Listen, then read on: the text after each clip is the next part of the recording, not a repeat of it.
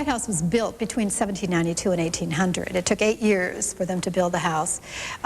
It is located on access with 16th Street and down Pennsylvania Avenue from the Capitol building. And this was all part of L'Enfant's, Pierre L'Enfant's plan for the city of Washington. In the November of 1800, John Adams and his wife Abigail Adams moved into the house and stayed here until March of 1801 when Thomas Jefferson moved in, and Jefferson lived here 8 years. All presidents since then have lived in the house. So it has seen a great deal of history, a great deal of major events in our nation's history. It was in this house that President Lincoln signed the Emancipation Proclamation in 1863, and many important treaties and events have taken place here. The location for the White House was planned by Pierre L'Enfant, the designer of the city of Washington. Although George Washington moved it slightly on a ridge, it was meant to overlook the Potomac River, and until the late 19th century, there was a great view of the Potomac River from the White House. The house was built of Virginia sandstone, which is a very porous sort of gray sandstone, and it was whitewashed very early to preserve that sandstone. And after the British burned the house in 1814, when they had to rebuild portions of the exterior, white paint was used. So it got its nickname very early, called the White House, even before the fire, actually. The official name in the 19th century was the President's House, but the White House, I think it was a large white house in the midst of a lot of little red brick townhouses around Lafayette Square and in the city. Then in the mid part of the 19th century, it became known as the Executive Mansion, and it wasn't until 1901 that Theodore Roosevelt officially had it declared to name the White House. The house itself is situated on about 18 acres. The north front faces Pennsylvania Avenue and Lafayette Square. In 1902, a separate office wing was built for the President's office, the Cabinet office, and a few staff, and that was enlarged in 1909 when the first Oval Office was created. After war was declared in 1941, there was a great need for more office space, and in 1942, the East Wing was built to house additional staff offices. So those are the two additions that have been built to the house.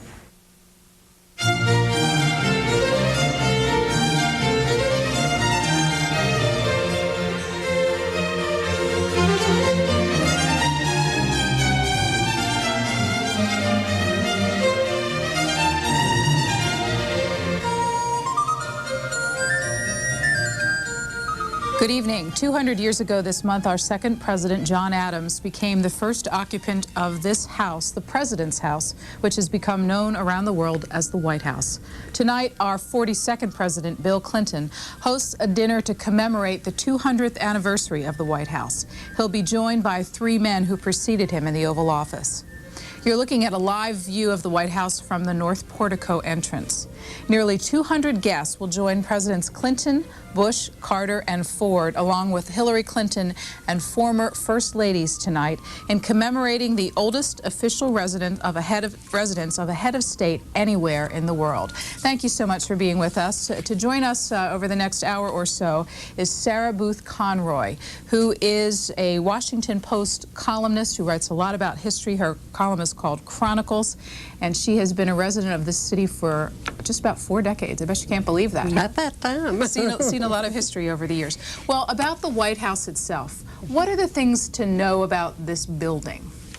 Well, the building itself was a great topic of discussion because Thomas Jefferson wanted to design it himself, and actually he was not allowed to do so, but the building itself is quite wonderful, I think, and it really is historically in the period in Ireland and England at that time. It seems to serve many purposes. It's a symbol. And a museum. And a home. Mm-hmm. How does it do all of those things as one building? Well, it's because the building is well designed for that. And there are the 2 great big rooms, you know, the East Room and the West Room, and they have long been used in various ways. And I know that when Mrs. Clinton gives parties over there, the East Room, which is the one that has Lincoln's sign in there, is the most beautiful room because she puts everything with the gold centerpiece that was brought back from France by I believe it was Adams. I'm not right positive, but it's a beautiful, beautiful thing. And she always has it decorated, you know, with flowers and very good food. She has the best food of anybody, I think, who's been at the White House. Well, tonight is a special night for the city of Washington. Against the backdrop of a presidential election, the city of politics will be taking time out to recognize American history. If you're with us for the next hour, our goal is to tell you a little bit more about the history of the White House itself, but also allow you to witness some of the events at the White House commemorating the bicentennial of the building.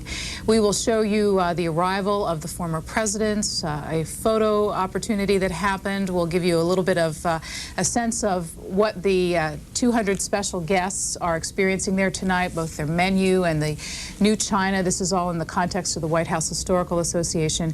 And at about 9:50 Eastern Time, a little more than a half an hour from right now, if you're watching this live, we will take you to the White House itself for remarks by President Clinton and the former presidents about the White House on its anniversary. So lots of history and current events all rolled into tonight. Let's begin by showing you a photo opportunity in Washington parlance. That happens a lot here.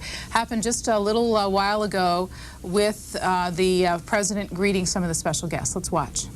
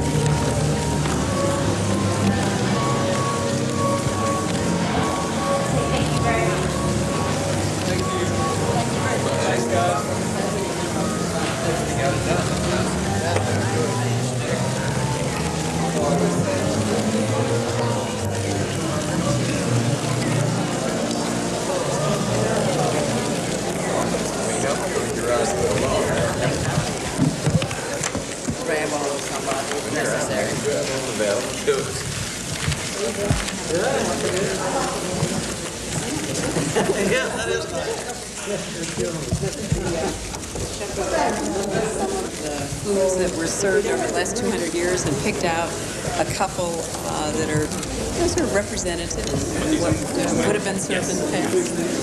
There was no change.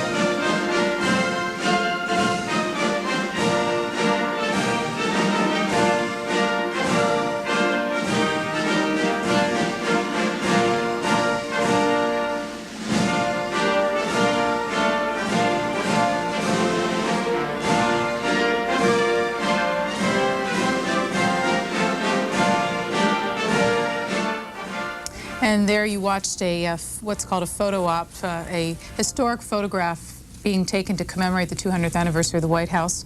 Among those, President Lady Bird Johnson, who is now well into her 80s, I think, being escorted by the President. Isn't that correct? Just about that. I don't know exactly how old she is. She always looks young for her age. And the only first family not represented, of course, the Reagans, due to President Reagan's illness. There are a number of other relatives of former administrations who have also been invited to join in tonight's event. Benjamin Adams, who is the 7th generation descendant of John Adams. John Eisenhower, the son of the former president. Ethel Kennedy, the sister of JFK, and Lyndon Johnson Robb, who is the first daughter of LBJ, among the 200 guests at the White House tonight. And this all takes place, of course, against the backdrop of a contested election. We're making a little history ourselves this week in this country. Today, Jimmy Carter was in Washington at the Press Club to talk about the context of current events against history. Let's listen to what he had to say. Mr. President, do you see an irony in the fact that you're going to the White House tonight with the Bushes and their son is trying to throw the Democrats out of the White House? I don't see any irony there. I think it's part of the message that I'm presenting now. The fact that we will be going tonight with me and my wife, Democrats, President Clinton and his wife, Democrats, President Ford and his wife, Republicans, and President Bush and his wife, Republicans, and Lady Bird Johnson, which gives the Democrats a slight majority. I think that shows that our system does work, and that beyond and above partisanship, that the laws and Constitution of our country will be honored. And people just need to be patient and wait for the process to be carried out in full accordance with the law. Thank you. Thank you. Thank you. Washington Post columnist Sarah Booth Conroy, the former president's point is that our history is collective and sort of bigger than the rush of current events as we talk about the anniversary of the White House. He knows what he's speaking of. And Mrs. Carter's own book, First Lady from Plains, is a wonderful description of what it was like to be in the White House and what it was like to be a Navy wife, because that's what he was before he went into politics. A number of cabinet secretaries are in the room tonight for the historic dinner, including Secretary of State Madeleine Albright, Bill Goen, the Defense Secretary, Alexis Herman, the Labor Secretary, Norman Mineta, Commerce, Donna Shalala, Lawrence Summers of Treasury, and Richard Riley of Education. So a full complement of cabinet secretaries. Well, the White House itself has had a great deal of history of the building. From its first opening 200 years ago, it has withstood the test of time better sometimes than others. In the 1950s, a lot of renovation had to happen. Talk a little bit about the structure and how it is withstood. Well, you remember the famous story about Truman's daughter's piano that was coming through the ceiling down into the... Will you tell the story for people who haven't heard it? Well, it was just that she was liked to play the piano, and the piano that she had made the floor, which was, of course, the roof of the building, the room underneath it. And he was pretty well sure that it was going to go through. And so he got people in to look over the building and find out what was the matter and so on. And he found that the whole house was about to fall in. And so they had it restored, and it's done very well since then. I think it was Bill Seal who was telling me that at one stage that the people who were working on the White House at that time were getting instructions from people who went before them. Nothing like a good ghost story. Well, Betty Monkman, who is the curator at the White House, will explain a little bit about the renovations that took place to this building during the 1950s. Let's listen in. We're at the White House. The exterior of this building has changed very little since the first occupants moved in 1800. The porticos were built in the 1820s, but primarily the outside would be very recognizable to many of the early presidents. But the inside has changed considerably. We have had fires such as the destruction of the interior of the house when the British burned it in 1814 and had to be completely rebuilt. We've had major interior renovations. In 1902, the entire 19th century decor of the house was stripped clean and simplified under Theodore Roosevelt. There was a massive renovation between 1948 and 1952 when everything in the interior was removed. Only the exterior walls stood, and a concrete foundation and steel beams were put in to support the very old house at that time, and for safety reasons, really. And then we've seen decorative changes. Mrs. Kennedy began a program in the early 1960s to bring more of the historic fabric back into many of the rooms, and that has continued by various First Ladies since that time. We have about 1.5 million visitors that come through the White House every year, and it's a very heavily visited house. I think one of the major questions that visitors do ask our tour officers is, are these rooms used? I think they want to know what the president does in these rooms and how different presidents have used the rooms. And so the idea that this is a living house, that historic events take place in these rooms, are some of the major impressions that people get after a visit here. And we are talking with Sarah Booth Conroy. How many times have you been to the White House over the years? What'd you guess? How many times I've been there? Well, I haven't counted. Do you have a favorite place? Well, I think that probably the blue room and the red rooms are the most intimate of the rooms on that floor. And of course there's the East Room, which is one place where they usually put chairs up when they're going to have a speech or something like that. And in the West Room, of course, is the room where they have big dining parties, dinners and things. Some 30,000 visitors come to see the White House every week of the year. It's quite the biggest tourist attraction overall in Washington. For tonight's 200th anniversary dinner, this is what the program and menu looks like. We'll show it on the screen right now. And as you open up after the seal, here is the explanation of tonight's, but inside there is a 2-page history of the White House and all the major renovations, beginning with the selection of the site in 1791, in 1948 the addition of the Truman balcony, for example, all the way to tonight's commemoration, and in 2000 the renovation and preservation of the staterooms. So guests will have this commemorative to take home with them. A little bit later on we'll show you the menu for tonight, which has historical overtones as well. Many of the foods selected and wines selected are because of history in the White House, including wines that were favored by Thomas Jefferson, and the dessert tonight is named after Abigail Adams. Was she a dessert person? She is indeed. I think that one of the more interesting things is the sculpture garden that Mrs. Clinton arranged to have, and and she still calls it the Jacqueline Kennedy Rose Garden, you know, but then she has had 8 different museums in the country that have shipped sculpture in and then put all the way around the garden, and it has been just a great place for people to go, and they like it a lot. I think she told me that they've been having more than 1 million people come by to see each one of the exhibits, of the sculpture exhibits. Well, in the interior, one of the items that is being highlighted tonight and is part of the history, I want to show you this book. This is a magazine that is done by the White House Historic Association, and their current edition talks about this 200th anniversary, but inside they pay special mention of something called the Mantle Prayer, and this is what it looks like in print. We're going to show you it on videotape, but what is the Mantle Prayer?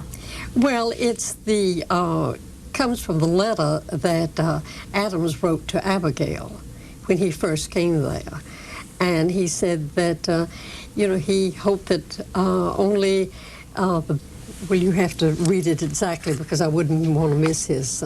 You can see it on your screen, and it says, "I pray heaven to bestow the best of blessings on this house and all that shall hereafter inhabit it. May none but honest and wise men ever live under this roof."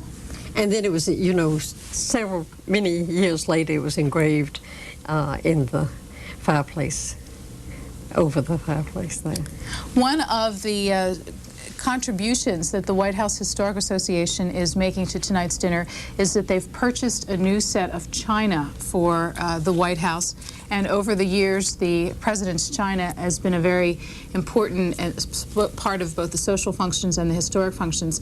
Next, we're going to show you a briefing that was given today to reporters and others about tonight's dinner. It includes the First Lady talking about the china and some of the other preparations. This tape is about 14 minutes long. It's just from this afternoon, and then we'll come back and talk some more with our guest after you see it. Great. Well, welcome. We are so excited about the dinner this evening, which will commemorate the 200th anniversary of the White House. And we are looking forward to having with us President Ford, President Carter, President Bush, and also Lady Bird Johnson. And it's very exciting for us to be able to do this because we're also unveiling the new china that will commemorate this extraordinary celebration of what this house has meant to our country for 200 years. And this is what's called a base plate. And this is the base plate for the new china, designed by Lennox with a lot of hard work from many of us who worked on this project for 2 years. And we're delighted by the result. And it's the first time that the White House itself has appeared on china, which I thought was particularly appropriate since we are commemorating the 200th anniversary. The head table will be served with the new china, but given how difficult the production schedule is to be able to produce all of that china for a dinner this large, we've not been able to meet that deadline. So what we're doing is serving the meal for the guests on china from other administrations, including Franklin Roosevelt and Harry Truman and Lyndon Johnson and Ronald Reagan. And as we do the press preview, Capricia Marshall, our social secretary, will answer your questions and give you some additional details. But because of the special nature of this particular dinner and the fact that we're unveiling this new china, I wanted to come in and see it for myself and to welcome all of you and tell you how pleased we are to be able to do this. And Capricia will do the regular press briefing and introduce the other major players who are part of making a dinner like this work. The Carters and the Fords will be spending the night with us this evening. And so we're very excited by all of this. And so let me introduce Capricia. Well, thank you very much, Mrs. Clinton. I appreciate it. I'm looking forward to the dinner tonight. Thank you. Thank you. The centerpieces we chose to use this evening were, of course, using the Vermeer collection for the containers. And we're using some of the roses that are garden-like and reminiscent of that era. It was said that Abigail Adams brought back a rose from England with her, and it was a cream-colored rose, so we tried to use some different cream-colored roses in the centerpiece. And also the centerpieces of that day were used not only flowers, but vegetables and fruits. So we've included limes and grapes, along with a garden-type hydrangea, white dendrobium orchids, and some assorted greenery. Any questions for Wendy? What is most interesting about this evening's dinner is all the research that actually went into it. Because it is the 200th, commemorating this time period, Wendy and the Flower Shop, along with both of our chefs, have gone to great pains to research what was showcased, what was shown in the White House at that time, what was used, and also what was eaten in the White House at that time. So that's why Wendy notes to you, especially and particularly from what I understand, the fruit, because there was occasion when they couldn't actually get fresh cut flowers, and so they would use the fruit around the house. I now would ask Chef Scheib if he would like to discuss this evening's menu, which is really extraordinary because we have an extra course. Afternoon. As Capricia was saying, it's a tremendous opportunity to do some research into the food flavor combinations, the cooking techniques, and the ingredients that were available 200 years ago in this area. And one of the things that we found was that even though good restaurants today always talk about local and seasonal, obviously 200 years ago, if it wasn't local and it wasn't seasonal, you didn't get it. There wasn't deliveries from across the country. So a lot of the items that we see on the menu today really are sort of a mid-Atlantic menu, if you will, and in many cases reflects what would be a contemporary menu for this time of year, in that the same principles in terms of seasonality and locality were in play then as they are now. The first course is a duck consomme, and this time of year, obviously, there's a tremendous amount of waterfowl in transit. So according to the research we did, and primarily the research was of Jeffersonian dining technique and style, there was a tremendous amount of information on that. But apparently, game was one of his specialties this time of year. So we've made a nice consomme of that, and we have winter vegetables or root vegetables, parsnips, turnips, carrots that have been roasted and added into this, and finished with a Madeira wine, which is mentioned several times in the Jefferson's writings. The fish course is a seared striped bass. If anybody knows this area at all, knows that the striped bass is the fish in the Chesapeake Bay and migrates well up the Potomac. What goes with it is a fricassee of corn and crab, both again which are very, very typical of this area, blue crab specifically. And then the sauce is a reduction of vermouth and oysters, just cooked down and finished with a chive puree. Again, the oysters, very, very typical to this area. The entree is peppered grilled lamb, light smoke on it. Smoking and curing were two of the techniques that were used a lot during this time period, in that the preservation was necessary. The refrigeration wasn't obviously what it is today. They either had ice houses or root cellars. So a lot of curing or smoking took place. Now, we haven't cured the lamb to the point of preservation, but it is a light smoke on it, sort of a tip of the hat to that. We went out and found some heirloom apples that were first planted in the early 1800s in York, Pennsylvania. And they're very small, not terribly cosmetically attractive apple, but tremendous big apple flavor, very tart. And when you cook them down, they have a wonderful, wonderful flavor. And they're used as the thickening agent in the sauce. So there's no flour, no cream, or anything like that to thicken the sauce. It's actually done with an apple puree is what thickens it. The cheese course with the salad, we also found an artisan who was making cheeses as they were made 200 and 300 years ago. They're all done from an unpasteurized cow's milk, and they're done so-called wild ripened, which means they're ripened by the existing yeasts and spores in the air, as opposed to many cultured cheeses, which are actually inoculated to get their cure. And we've taken a fig marmalade, which is basically one of the major ways that these fruits were preserved, cooked down with some sugar and some seasonings to a jam consistency, if you will, layered that with this cheese, and then also some poached pear over the top. So it's sort of fruity and sort of tangy together, and we have a variety of wintergreens, endives, and spinaches that will go with this. And the dressing, again, is based on the fig marmalade with the addition of balsamic vinegar and a little lemon olive oil.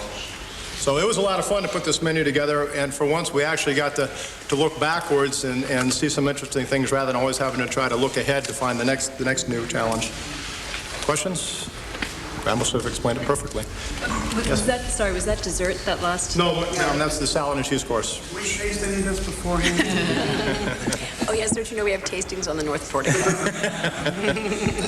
Okay, folks, thank you. I just wanted to briefly point out that when Mrs. Clinton was designing this, was working with the Lennox folks on the base plate, that we were also looking at the flatware that we had available here at the White House, and this vermeil flatware, the gold vermeil flatware, just works so handsomely with the base plate, but as well, the silver flatware, we had worked that into it as well. The china that we're using, just so that you quickly know, for the first course, it is the FDR service. The second course is Johnson, President Johnson. Third would be the Ronald Reagan. The main course, again, is FDR. The salad is Truman, and the dessert would be Reagan. And this is the dessert, which is being showcased actually on the 200th plate. So this is an actual plate that will be used at the head table. I'm sorry, Roland. That's all right. Good afternoon, everybody. This is the dessert we'll be serving tonight. It's a old-fashioned dessert with a modern twist. This is Abigail Adams' Floating Island. That was one of the favorite at the time served at the White House.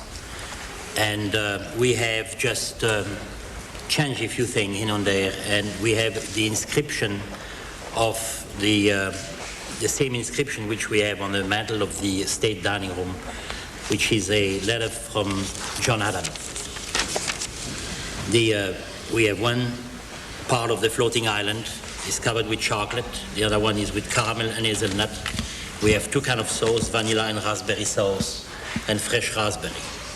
Now we have designed the dessert so that anyone who wishes to take the little chocolate plate with the inscription, they can do that, or they can simply eat it just the way it is, as they wish.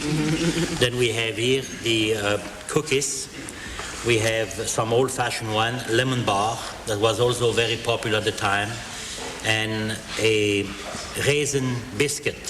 It sounds very simple, but wonderful, trust me. And they were made at that time also.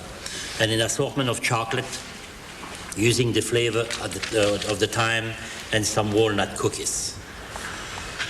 So this is the dessert. Can you tilt the plates so we can see them a little better? Some, not too much, a little bit, yes. Maybe it may bore. How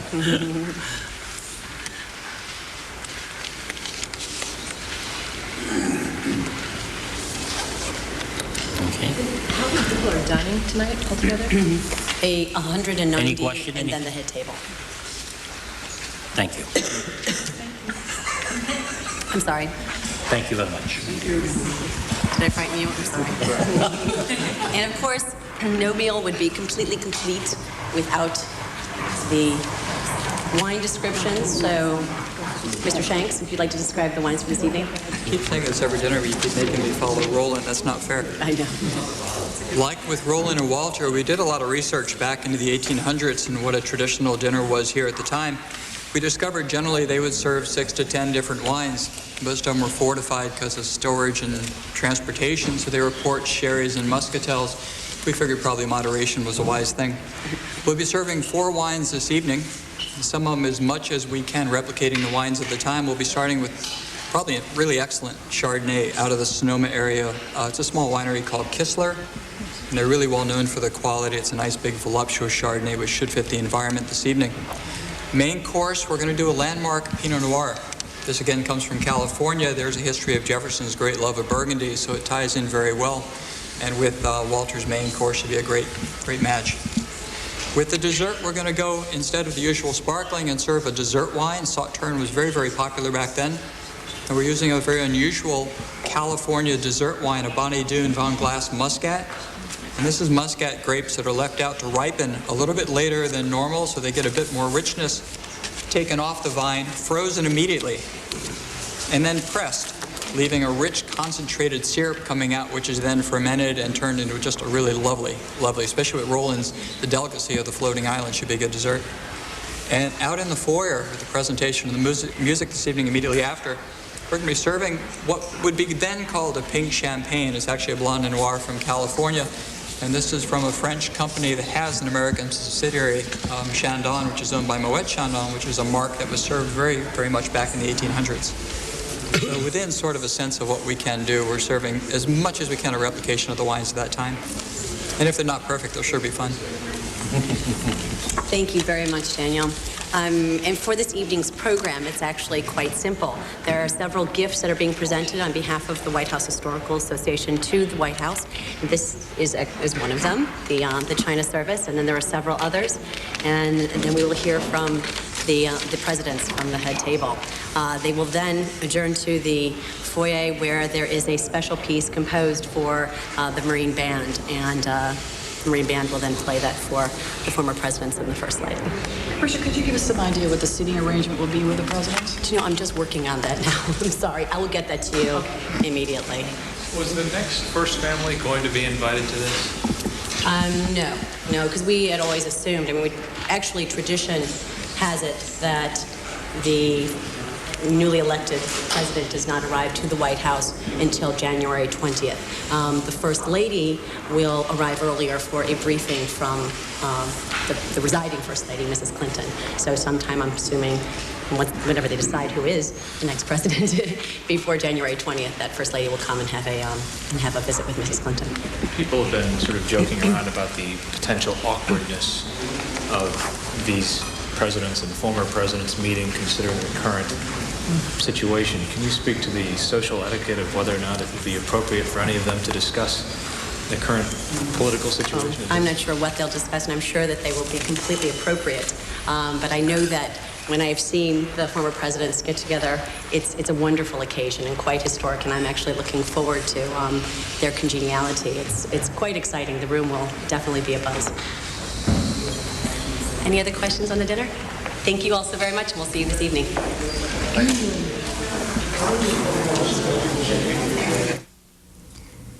And on your screen right now is Sarah Booth Conroy. Tonight we are providing coverage of a historic dinner of the White House, commemorating the 200th anniversary of the building. And it's a special evening with, as you just heard, a menu all based on history. And the President and First Lady are hosting 3 former presidents tonight and 4 former First Ladies as they commemorate the bicentennial of the White House itself. You were telling me a story about Abigail Adams entertaining at the White House. You want to tell our audience that too? Well, they had very little of it was finished, you know, and the place was in a dreadful mess. And Abigail Adams thought she had to entertain, and so she used to have dinner parties in the foyer, as where people come in now. And there was what is now the family dining room downstairs off of the, I guess it's off of the West Room. That room was bigger then than it is now, the room that was off that. And she would put 48 people in it, which seemed to me to be a neat trick. And tonight there are about 200 guests who are there for the event commemorating the bicentennial. Well, you heard some discussion about the special china that has been given as a gift by the White House Historical Association, and we're going to show you what it looks like right now. And as Mrs. Clinton explained, it is the first time that any of the White House china will actually have an engraving of the White House on it, and that's what it looks like there with a gold theme. Let me tell you a little bit about the information that they gave out. The White House Historical Association is giving 300 place settings in this service, and they also ordered 5 display sets, one for the White House collection, one for the Smithsonian Institution, one for the President and Mrs. Clinton as their gift, one for the Clinton Library, and one for the Lenox Company, which is the producer. And each place setting has 12 pieces. How about that if you ever had doing a dinner at home? And all of them are marked on the reverse with the White House anniversary, 200th anniversary, 1800 to 2000. So quite special. This is the first time since 1982, the Reagan administration, that there has been new china at the White House.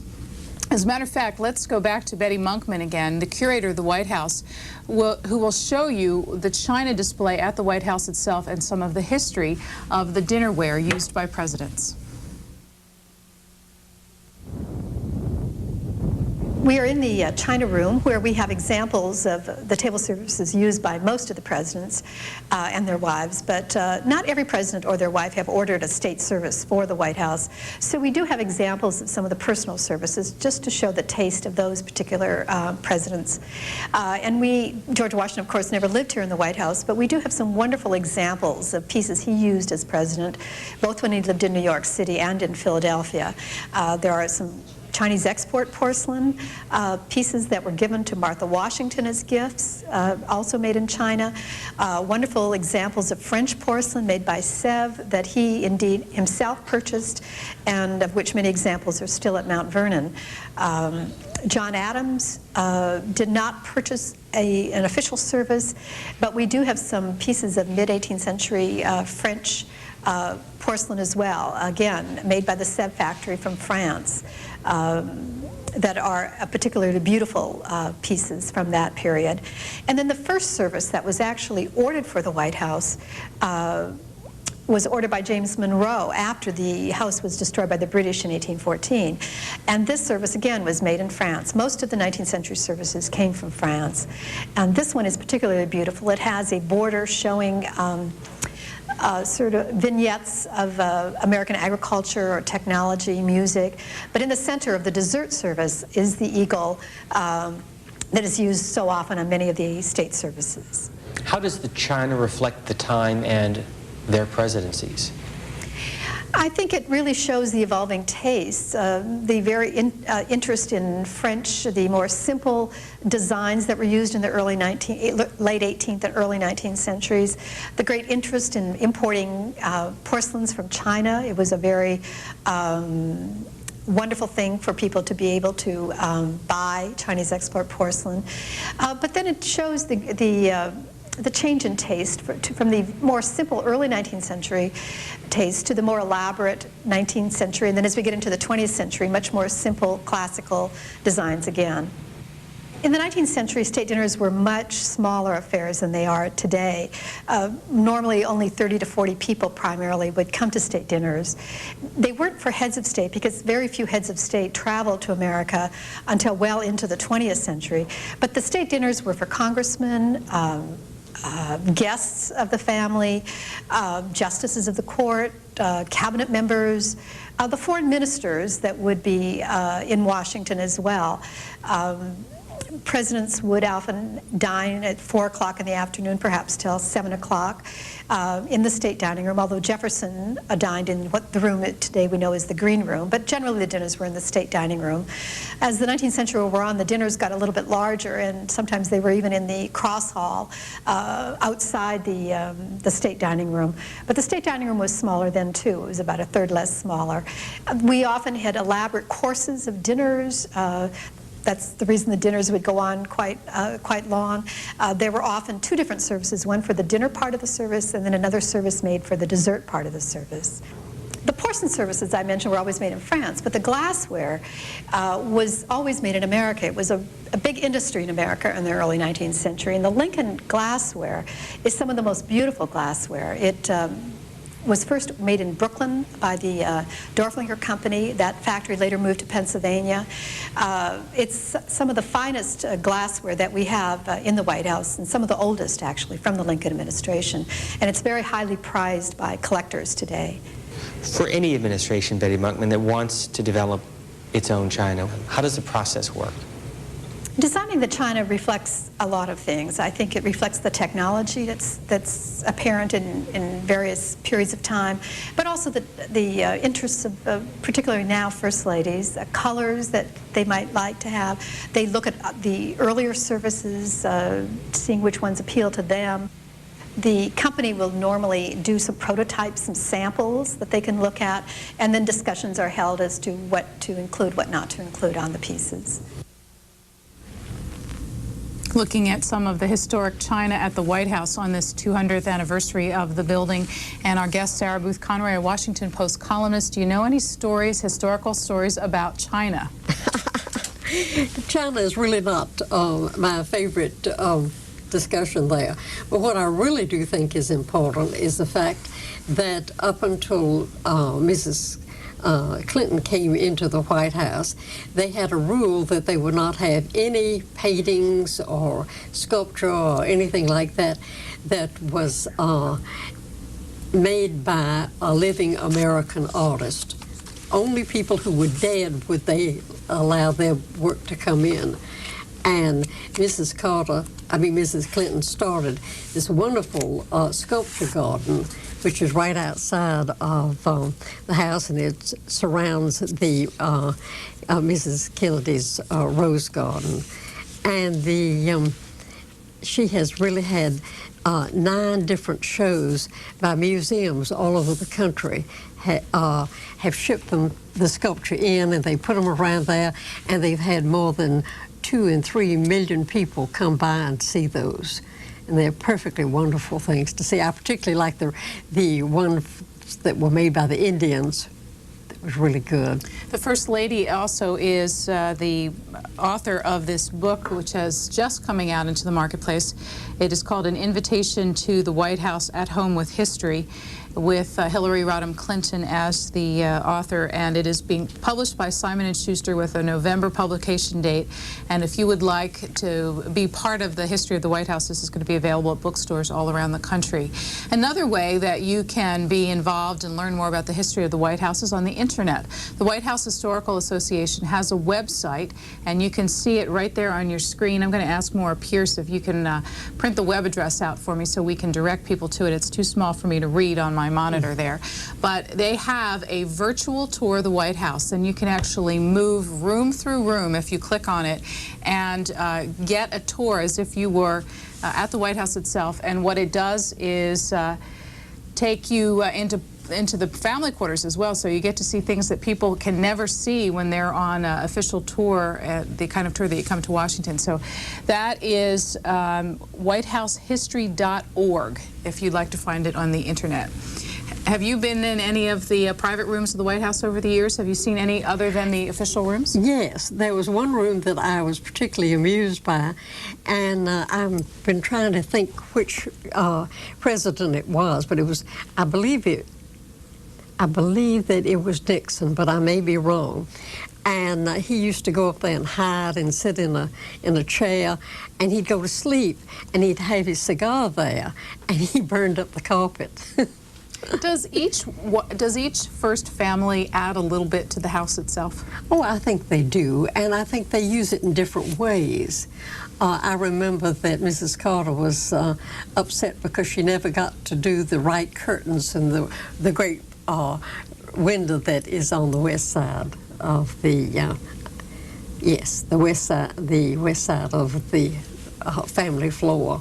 Now, if I walk you through the first families that are in attendance tonight, can you talk a little bit about what they did to the building that you recall, starting with Mrs. Johnson? Mm-hmm. During the Johnson White House, can you remember anything that they might have done with the building or to the building that changed it? Well, one of the funny stories about that is that, Mrs. Johnson was very much interested in gardens, and she had a lot of flowers planted there, and so on. And then she wanted to cover the whole country, with flowers and things. And it had to go through Congress to, allocate funds for the garden.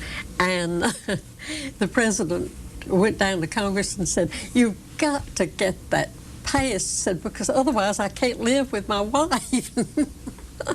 Well, and she's done a wonderful, wonderful job on that. On the beautification job. What about Mr. and Mrs. Gerald Ford? What were their additions, or what can you remember about how they used the White House? Well, I don't really remember too much about the Fords.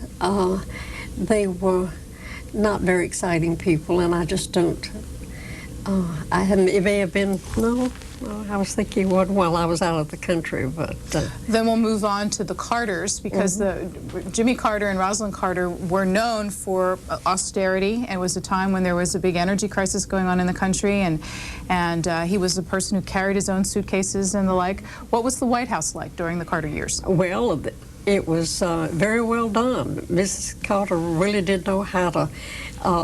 she comes from Georgia, as I come from Georgia, and we are quite accustomed there to pinching pennies, and I think she did a very good job on that. And she really did run the house beautifully, I think.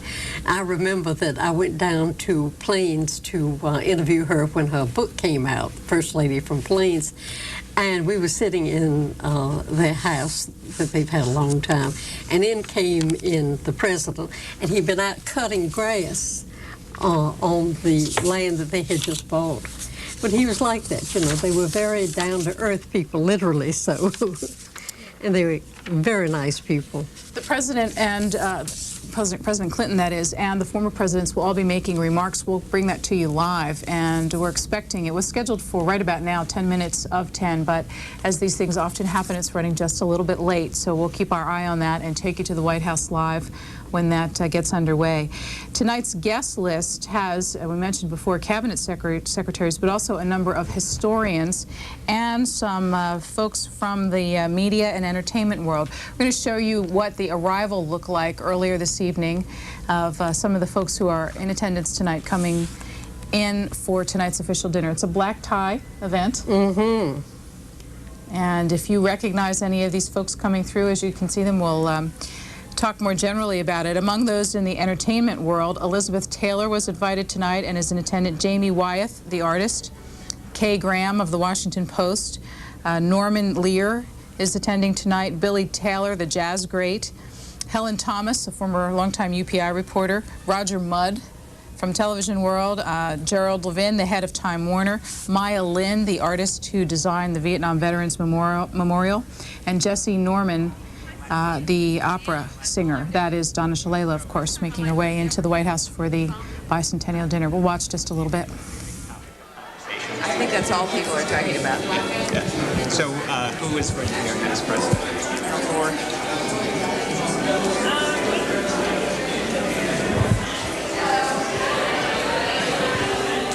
favorite and favorite president.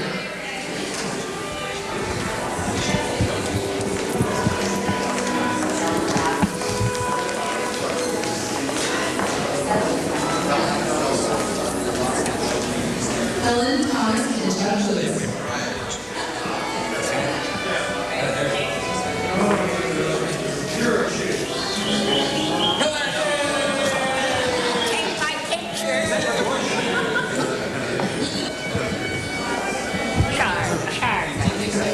You are with the UPI, aren't you? That's right.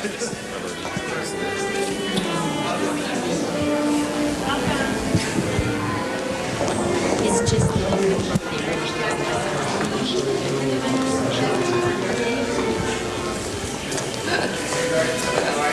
What do you think of the election? Somebody's going to win. Thank you.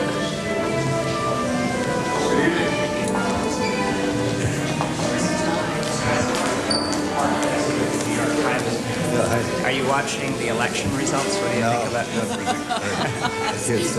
Who's going to be our next president? If I knew, I'd be rich.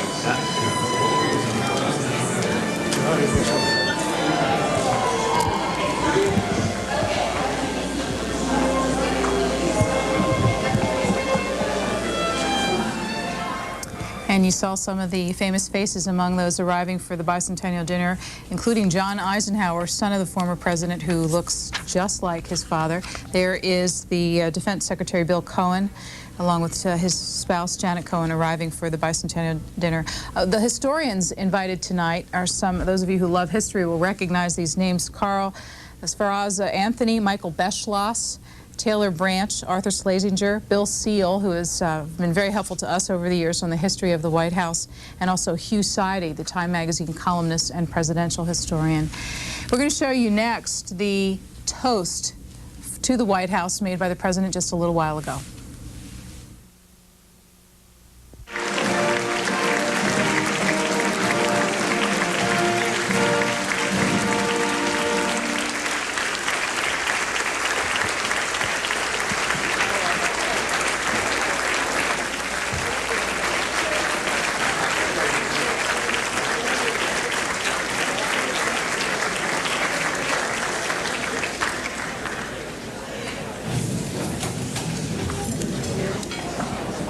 He's here.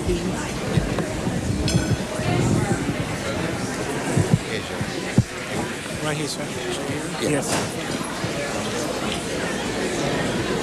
Ask him if you need the lights. He don't need it.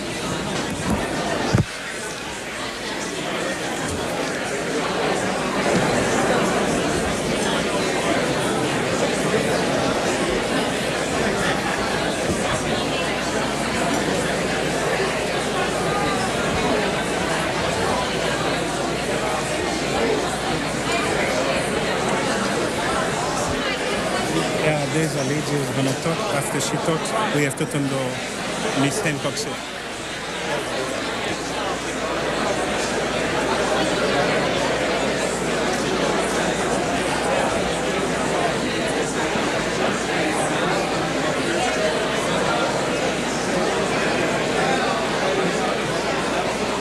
Yeah, I guess so. Maybe work around it.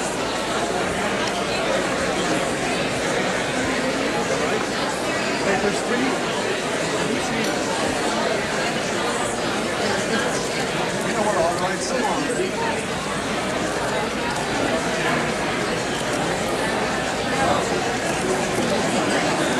Thank you.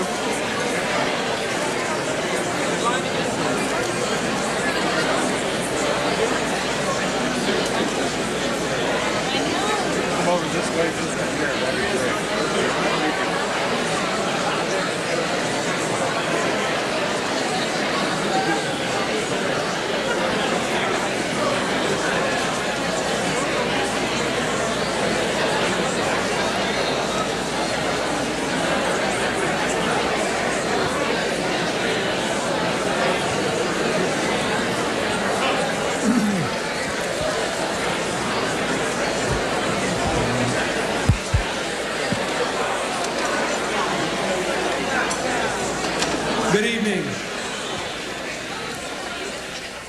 Mrs. Johnson, President and Mrs. Ford, President and Mrs. Carter, President and Mrs. Bush, distinguished guests.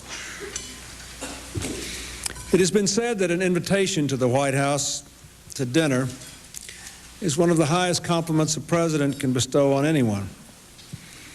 Tonight, Hillary and I would amend that to say that an even higher compliment has been bestowed on us by your distinguished presence this evening. In the entire 200 years of the White House history, never before have this many former presidents and first ladies gathered in this great room.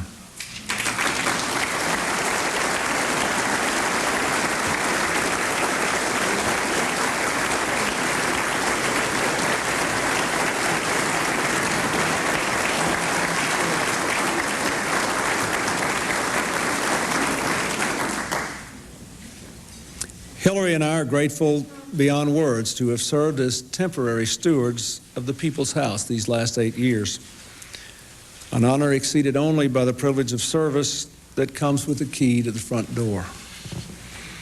In the short span of 200 years, those whom the wings of history have brought to this place have shaped not only their own times, but have also left behind a living legacy for our own. In ways both large and small, each and every one of you has cast your light upon this house and left it and our country brighter for it. For that, Hillary and I and all Americans owe you a great debt of gratitude. I salute you and all those yet to grace these halls with the words of the very first occupant of the White House, John Adams, who said, "I pray to heaven to bestow the best of blessings on this house and all that shall hereafter inhabit it. May none but the honest and wise rule under this roof." Ladies and gentlemen, I ask you to join me in a toast to Mrs. Johnson, President and Mrs. Ford, President and Mrs. Carter, President and Mrs. Bush, for their honest and wise service to the people while they inhabited this house.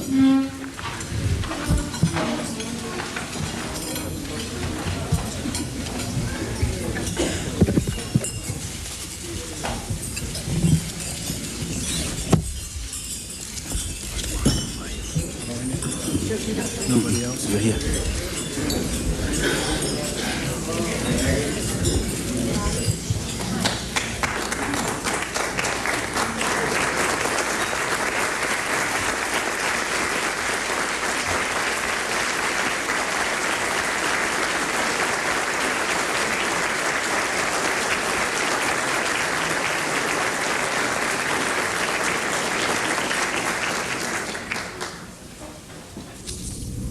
And that was the toast the President made to the White House on its 200th anniversary just a little while ago.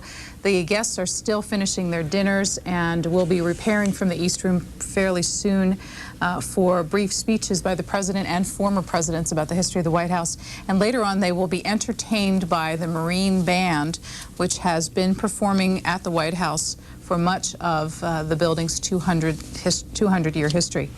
Another reference about the history of the White House, if you're interested, is a book that was published and worked on by Betty Monkman, a woman you've seen a great deal throughout our program tonight. This is what it looks like. It's called The White House, Its Historic Furnishings and First Families. And it is also available in bookstores around the country and online booksellers and through the White House Historical Association, and full of photographs inside of the furniture and art of the White House. One of the things that any visitor notices is that there are portraits, official portraits of each of the presidents. Next, for the next 3 minutes or so, Betty Monkman will explain and show you some of those presidential portraits. We're in the entrance hall of the White House, where we have several portraits of more recent presidents. The tradition of having presidential portraits in the White House goes back to the portrait of George Washington that was acquired for the House in 1800. And since then, all presidents' portraits have been acquired. We attempt to try to get the presidents to sit for artists while they're they could be painted while they're president. Sometimes that doesn't happen. Their schedules are very busy. So some recent presidents, such as Presidents Ford and Carter, even President Bush, sat for artists once they had left the White House. Each president selects their own artist and then must approve the portrait before the work is hung here. If a president dies in office, such as President Kennedy, his portrait is a posthumous portrait by an artist selected by Mrs. Kennedy. We try to show the more contemporary portraits in this area of the White House because the public who comes through and tour are most interested and have much more association with more recent presidents. Presidential portraits can vary depending on the interests of the sitter. Some presidents have selected particular backgrounds or settings for their portrait. President Bush, for instance, had a painting that he liked very much as a background in his portrait, a painting that he often spoke about in speeches and so forth in the White House.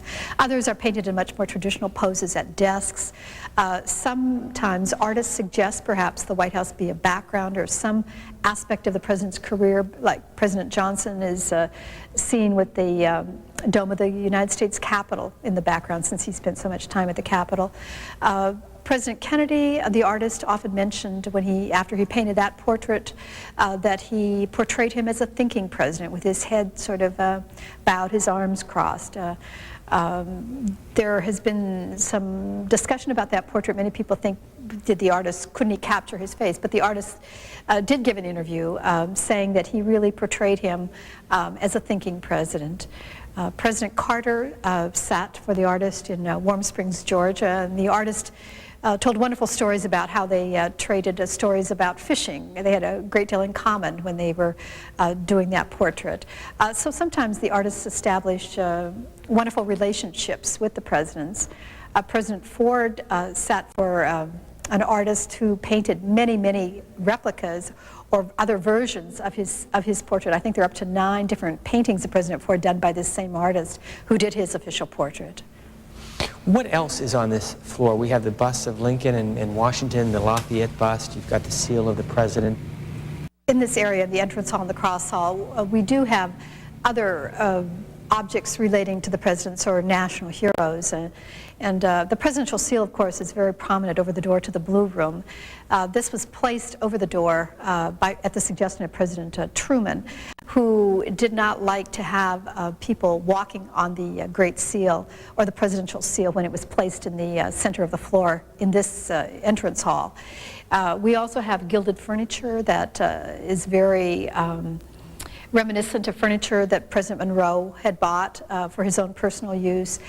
We have busts of George Washington and always the perennial favorite presidents, and we perhaps have more likenesses of both President Washington and President Lincoln than any other presidents in the House.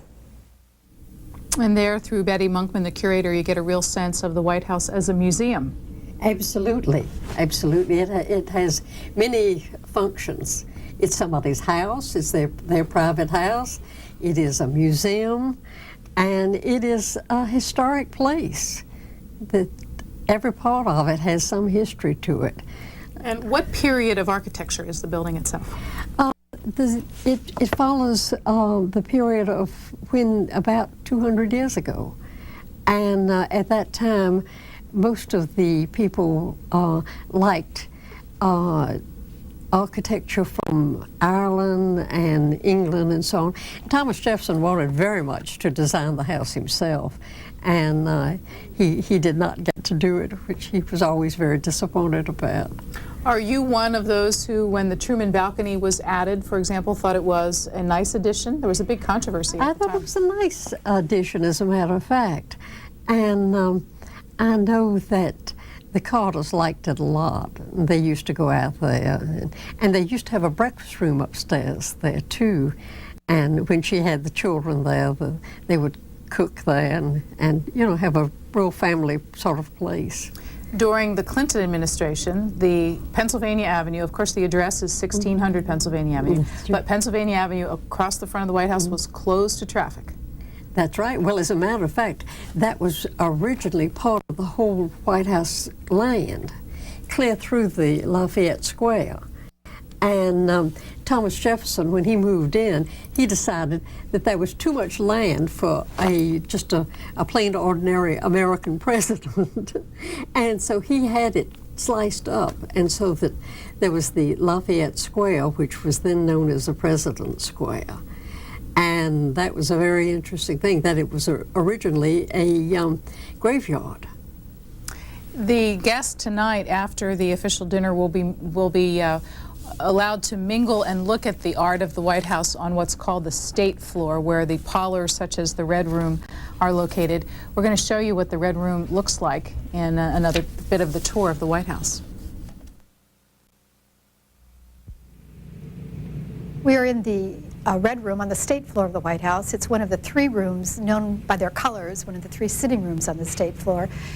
We have the Green Room next to the East Room, the Blue Room in the center, and the Red Room, which is next to the State Dining Room. It's a parlor, often used for small teas. In the 19th century, it was really much more of a family room. There was often a piano here, and families would use it much more than they do today for family events and occasions. It is perhaps one of the most dramatic rooms just because of its color, and I think it very much reflects much of the work that Mrs. Kennedy did in the early 1960s in terms of the arrangement of furniture and the types of objects that are in the room. We do have behind me one of the original mantels from the White House, original to the time that the house was rebuilt after the British burned the White House in 1817, and it's made of Italian Carrara marble. It came when President Monroe was president, and it's been here in the White House ever since. This room, like some of the other rooms on this floor, has changed frequently during the last 200 years. This room got its name, the Red Room, in the 1840s when there was sort of a purple plush color used in the room. The idea in the early 1960s of Mrs. Kennedy was to restore the rooms to not necessarily what they look like, but to give it a feeling for the 19th century in these rooms, and to incorporate paintings and other historical objects that would give a sense of the history of the White House. But the rooms have changed considerably, and except for the Blue Room, which probably reflects more the furnishings of the early 19th century White House than any other room on this floor. For instance, in Dolly Madison's time, this room was, they talk about the brilliant yellow colors of fabrics and things in the room, and how elegant and delicate the furniture was. But as you can see, this furniture is much more substantial than what would have been here in Dolly Madison's time. The original White House did, of course, have wood-burning fireplaces, and coal grates were installed in them. Hot air came out of them as well. Today, they are lighted in the winter time, in the cooler weather, during receptions and dinners, to give a very nice, warm, intimate feeling to the rooms. The furniture in the Red Room is American furniture, but made by a French immigrant who came to New York in the early 19th century, Charles Honoré Languillet, and incorporated many ideas of French cabinet making into American woods. There really are some tour de forces, some pieces in here that are unique, that there are no other pieces. There's a wonderful circular marble top table. It's really one of a kind. The little fire screen behind me is also attributed to him, and it would be moved to protect people from the heat of the fire. There are several other pieces, tables that have gilded caryatids or gilded figures, such as on the Greek and Roman temples and architecture. All of these were reflected in the great interest in Roman ruins that were being discovered at the end of the 18th century, the early 19th century. On the mantle is a late 18th century French clock. It's a little musical clock that plays music. This is one of the very few objects that were given to a president by a foreign head of state that have remained here in the White House. Normally gifts that foreign heads of state give to the presidents go to the various presidential libraries at the end of an administration. But the President of France gave this to President Truman shortly after the completion of the renovation of the White House in 1952. We also have on the mantle a pair of French porcelain vases with likenesses of Washington and Lafayette, and these were made for the American market, for Americans to buy, the heroes both of the Revolution. And And the White House Historical Association is giving the White House some gifts tonight in honor of the 200th anniversary, including what they describe as a rare mahogany cylinder desk and bookcase made in New York around 1830. It will be in the Red Room.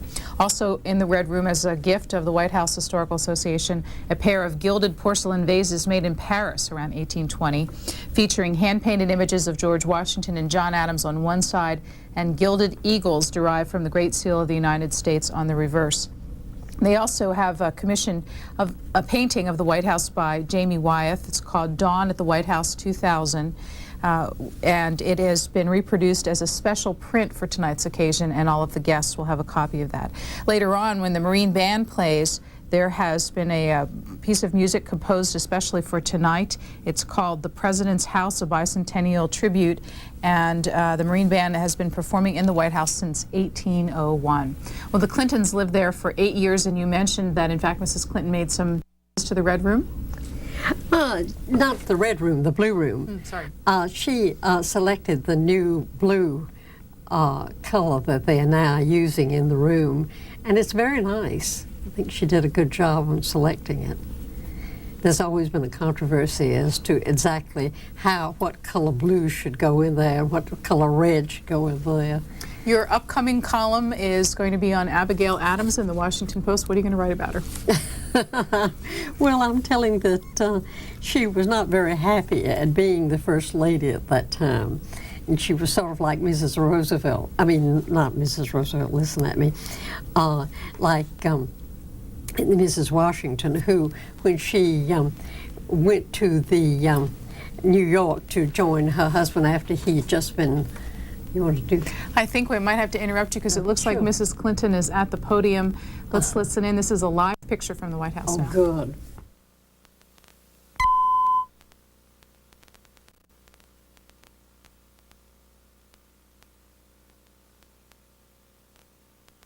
Mrs. Ford, President and Mrs. Carter, President and Mrs. Bush, and Lady Bird Johnson, as well as members of the families of other presidents who have joined us here this evening. We thank you all for your tireless commitment to making this house flourish in all of its roles, as the home of the first family, as a symbol of democracy, and as a living museum open to all of our citizens. I also want to thank Hugh Sidey and Neil Hortzman and Bob Breeden for making this extraordinary celebration possible. We've already heard from Bob what it must have been like for John and Abigail Adams when they first arrived here 200 years ago this month. It is astonishing as we look about this absolutely glorious East Room to think about Mrs. Adams hanging her wash. Well, one thing that has not changed is the Gilbert Stuart portrait of George Washington that was there at that time. It was the only painting in the White House.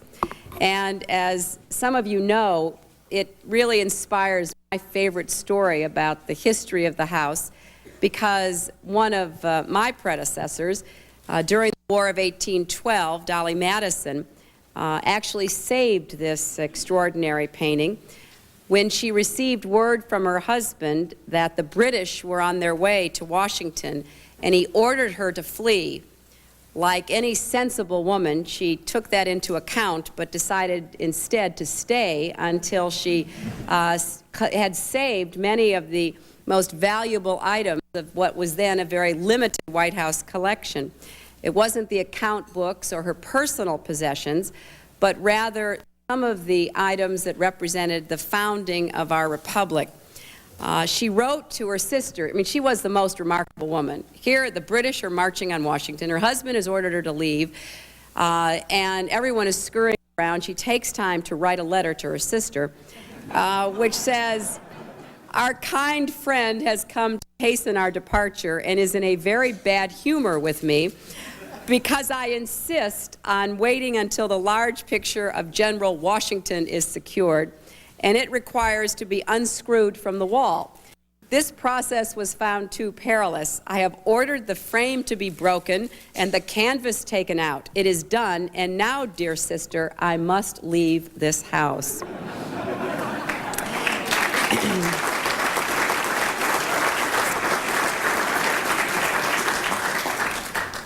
I've reminded on several occasions the British ambassador that when the British did break through the lines and they arrived here, they found the meal that Mrs. Madison had prepared for her husband and his officers, which they sat and ate before burning the house to the ground. In addition to saving the Gilbert Stuart portrait, Dolly Madison saved the Declaration of Independence. And she in a long line of those of us privileged to be temporary residents here to understand that we are all stewards of this house. It certainly has been the privilege of a lifetime for our family to live here and to have a chance to help preserve its history and then share it with people. Just today, I received a letter from the American Association of Museums letting us know that they have recently voted again to award accreditation to the House, the highest distinction a museum can receive. And it is a testimony to the many people who, since the Adams moved in, have worked to protect the history, art, culture, ideas, and innovations of this living museum. And many of those who have made these contributions are with us this evening. Now, I'm sure when the White House celebrates its 300th anniversary, they will do a reenactment ceremony highlighting our quaint methods of transportation, the old-fashioned ways we use to communicate, such as email and fax. But more than anything, they too will look back and give thanks to all of our leaders who have helped to preserve this venerable house. And they will also give thanks to all the first families, many of whom are with us in representative capacity, and the others, sadly, like the Reagans, who could not be here. They will also give thanks to the White House Historical Association and the Committee for the Preservation of the White House. They will give thanks to Gary Walters and the entire executive, residence staff, and the curators who have worked here.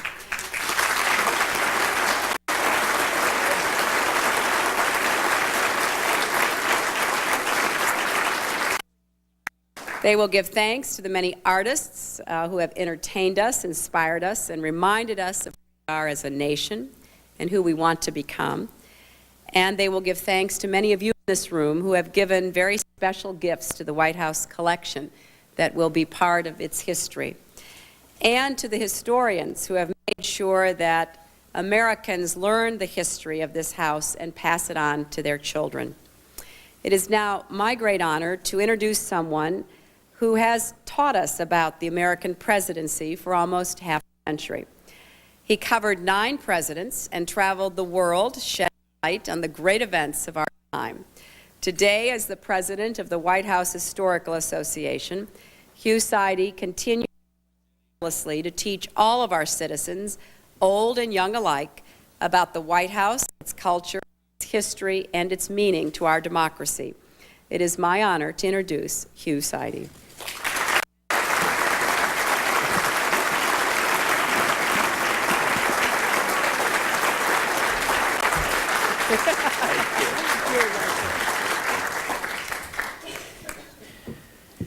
Well, this is such a magnificent night, I'll believe that for at least 12 hours before I come back to earth. But thank you so much, Mrs. Clinton.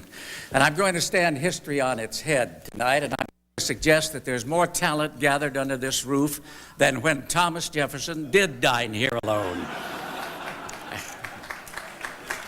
You know, earlier in the day and yesterday it was suggested, or at least people said, are you going to go ahead with this in this time? And I said, absolutely, more than ever. And so did everybody else.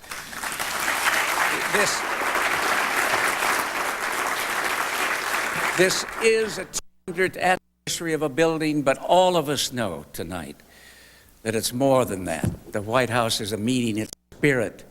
It's a whole 2 centuries of history. It is the heartbeat of this country. And tonight we celebrate that just as much as these wonderful walls. So to the Clinton our hosts and all the presidents and first ladies and all of you who take such pride and joy in this building as we do, and to those in America who may be watching too, that I'm sure we feel that. The spirit that we come together, no matter what our arguments or our irritations are, and we march on. And we are tonight, and it's a glorious moment, really, in our history. Now, let the people who have lived here talk to you a little about it. And before that, I want to have her rise, somebody very special, Lady Bird Johnson, who represents, of course, her husband, and she. Would you rise, Lady Bird?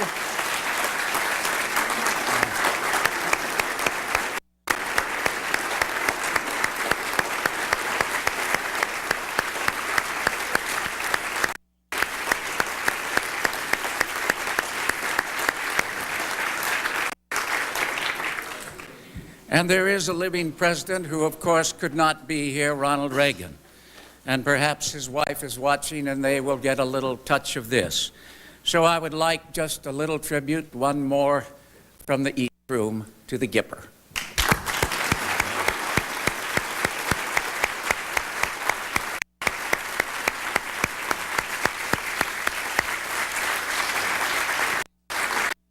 And the first one we would like to hear from is President Gerald Ford. No idea in the years ahead that he would be president, nor did we have any idea that he would be president. Gerald Ford came in, and he did end our long national nightmare, and he did it with grace, dignity. And he's here tonight to talk a little about his time in the White House. And I have one of him. He has shown that a person can rise to the top without all that hair that others have. Mr. Ford.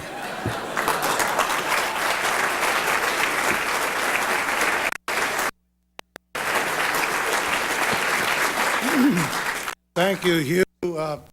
It's my privilege, before my own remarks, if I could ask all of you to join me in offering a toast to our hosts, President and Mrs. Clinton. President and Mrs. Clinton.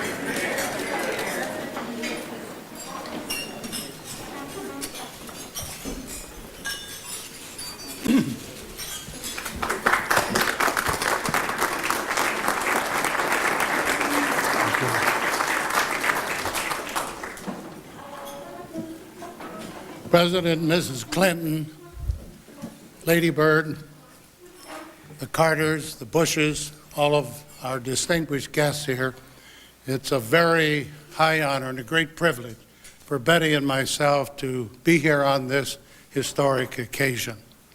And I thank you, Hugh, for your introduction. Someone asked me on my way over here this evening if I was glad to be back in the White House. I told him that in wake of my recent visit to the hospital, and with all due respects to W.C. Fields, I'd rather be any place than Philadelphia.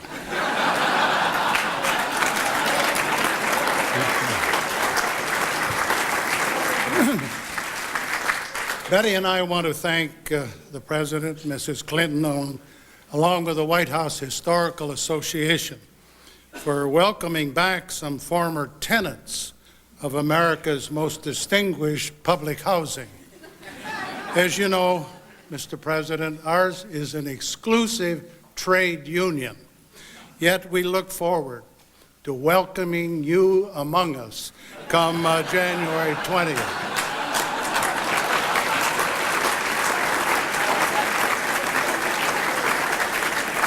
Take it from one who knows all about losing a close election. There is life after Inauguration Day, with a new and unexperienced previous joy. Certainly few observers in January 1977 would have predicted that Jimmy and I would become the closest of friends.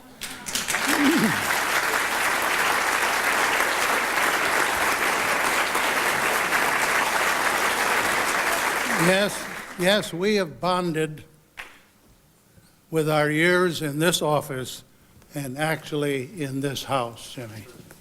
Accident or not, I think the timing of our reunion is providential.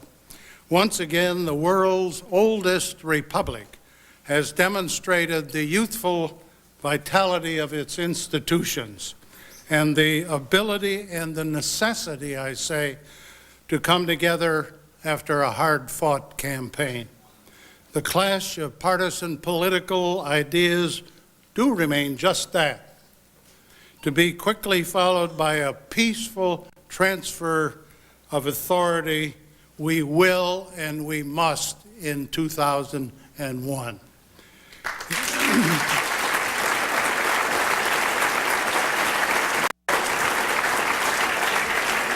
Actually, it's a far cry from 200 years ago when John Adams was so miffed at his defeat that he refused to attend the Thomas Jefferson inauguration.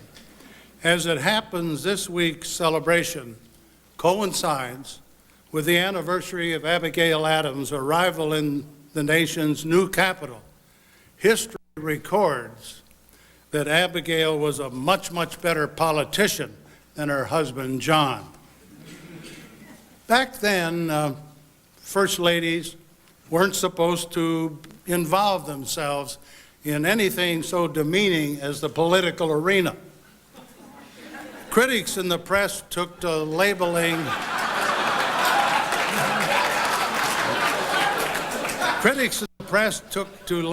Abigail Adams Mrs. President, and they didn't mean it to be very flattering. A lot has changed since then, most of it for the better. I know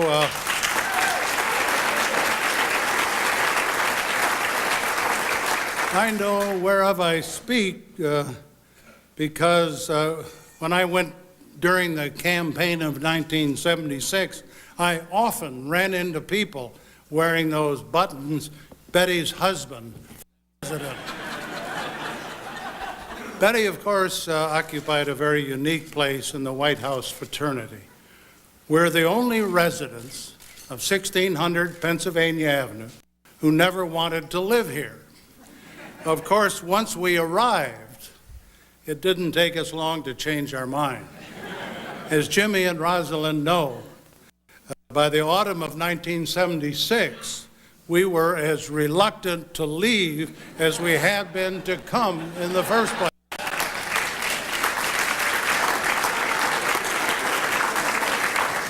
2 centuries have passed since John Adams uttered his famous prayer for all who live under this roof. Anyone who experienced the tumultuous events of August 1974 will appreciate my own prayer that no future American president is ever called to this office as I was, and that our Constitution is never again to put to such a test. For 6 days after my East Room inaugural right here, the Fords continued to live in their Alexandria, Virginia home while the White House was going through its own transition. Back on the home front, our daughter Susan announced that she had no intention of abandoning blue jeans just because she was going to live at the White House. Betty chimed in, declaring that while she was willing to make the move, she was too old to change, that she could only be herself, whether living on Pennsylvania Avenue or on Crown View Drive in Alexandria. Yet as the days went by and we reached out to my old friends on Capitol Hill, welcoming for a change the Black Caucus, welcoming back to the White House George Meany and people from the AFL-CIO and others for too long who had been excluded in the White House, I was amazed by America's capacity for self-healing.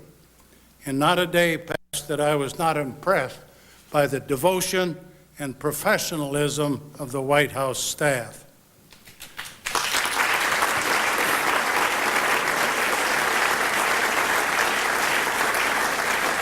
I've often been asked if I ever saw ghosts in the White House. The answer is no, unless you count the last week of the '76 campaign, Jimmy, when I saw a ghost of a chance.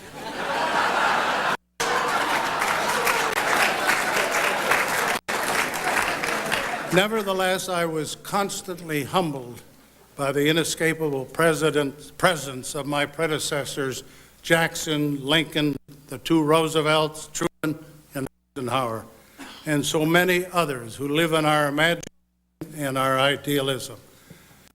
I think, too, of First Ladies, those unsung heroines of American democracy, unelected, unpaid, all too often unfairly criticized for their clothes, their decor, or their children. Each provided unceasing love and support, not only to her husband and family, but to the country she also served. For more than a few of these families, this has been a house of sorrow. A child dies, a spouse falls ill, elections are lost, reputations suffer. Certainly the Fords of Grand Rapids had their ups and downs. There was Betty's bout with breast cancer, which fortunately led millions of Americans to be more vigilant about their own health.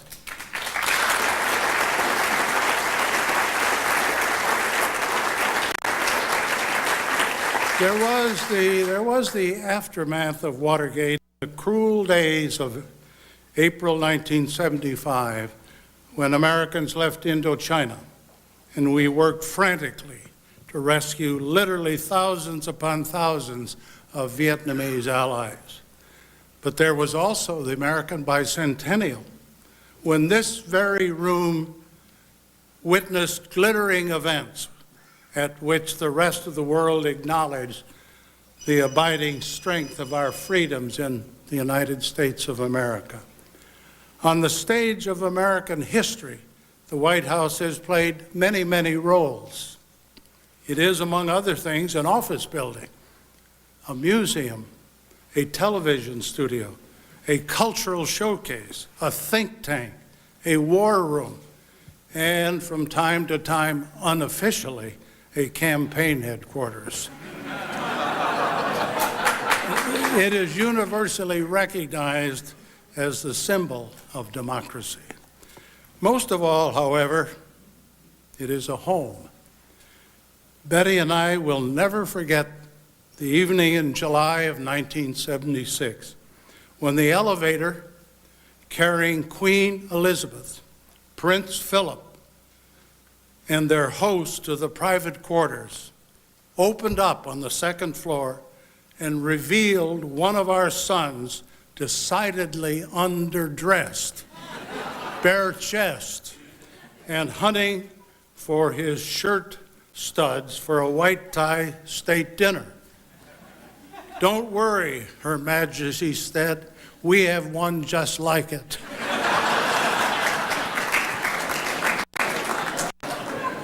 But even that was nothing compared to the dinner which followed. No sooner had I invited Her Majesty to join me on the dance floor than the Marine Band broke into a spirited rendition, "Lady is a Tramp."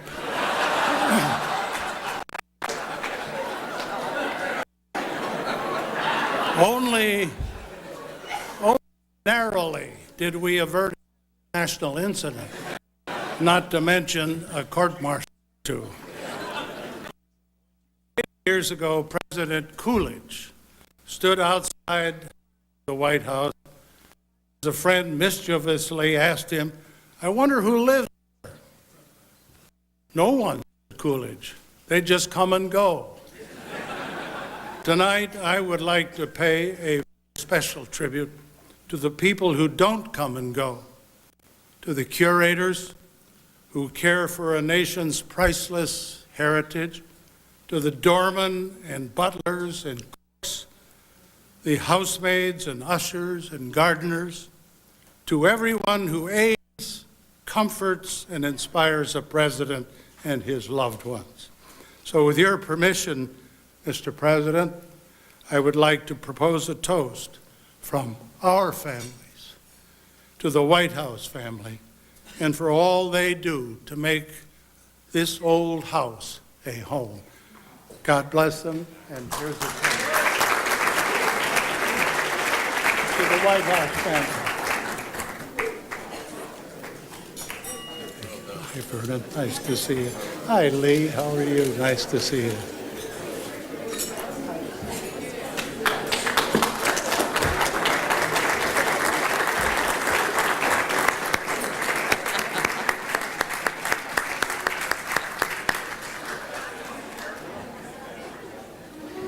Thank you, President Ford. And now a little bit from President Carter. He came in with rare candor and direct talk, and this city really wasn't ready for that, as you know. But something happened in the time, and Jimmy Carter's presidency has gone on, and today he has a remarkable following and a remarkable reputation and a presence in this world. It carried all through his years and into this world now.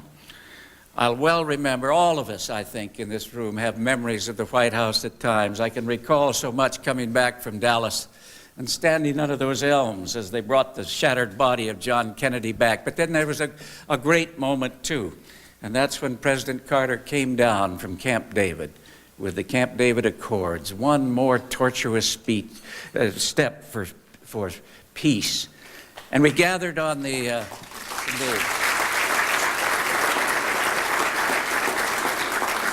And the old adversaries and the others involved gathered on the front lawn of the White House. It was a sunny day, and I remember the bells of St. John's Church began to chime. And you looked up at that scene, and the White House was in back, and it was almost as if that old building had its arms around those peacemakers. Mr. Carter.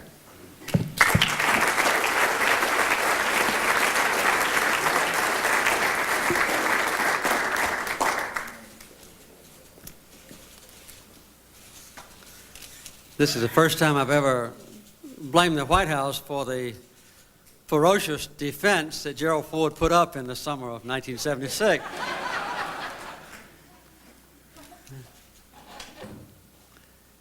And I remember the first sentence of my inaugural address a few months later,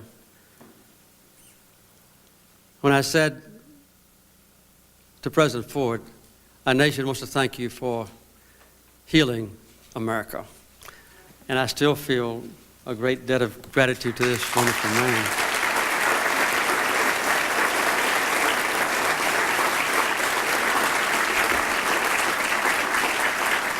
I know we have several historians here, and I would challenge any of you to find any two former presidents who have formed a closer and more intimate friendship than Gerald Ford and I.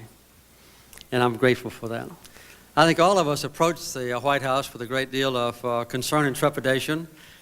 When we finally learned that Jerry was going to give up the residency in the White House quite reluctantly, we didn't come ourselves. We sent a staff, 2 members from Georgia, and when they arrived here, the White House staff surrounded them and began to ask them questions about what our personal preferences were.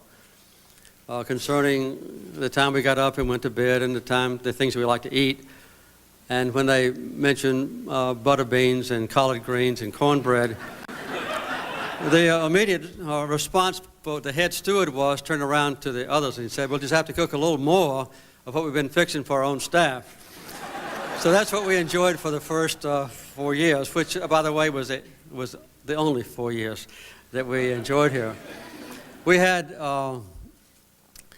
quite a wonderful chance to visit the White House. We hadn't come here much, but we had the inaugural address, which I just mentioned, and then we sat in a cold pavilion out on Pennsylvania Avenue after Rosa and I had walked down the thing. My mother was with us and our children in the parade, and we started to walk toward the White House. And the press corps surrounded our family with television cameras and with microphones. And Jody Powell, who was our press secretary, said, "Don't anybody talk to the press." And my mother turned around and said, "Jody, you might tell Jimmy what to do, but as far as I'm concerned, you can go to hell." And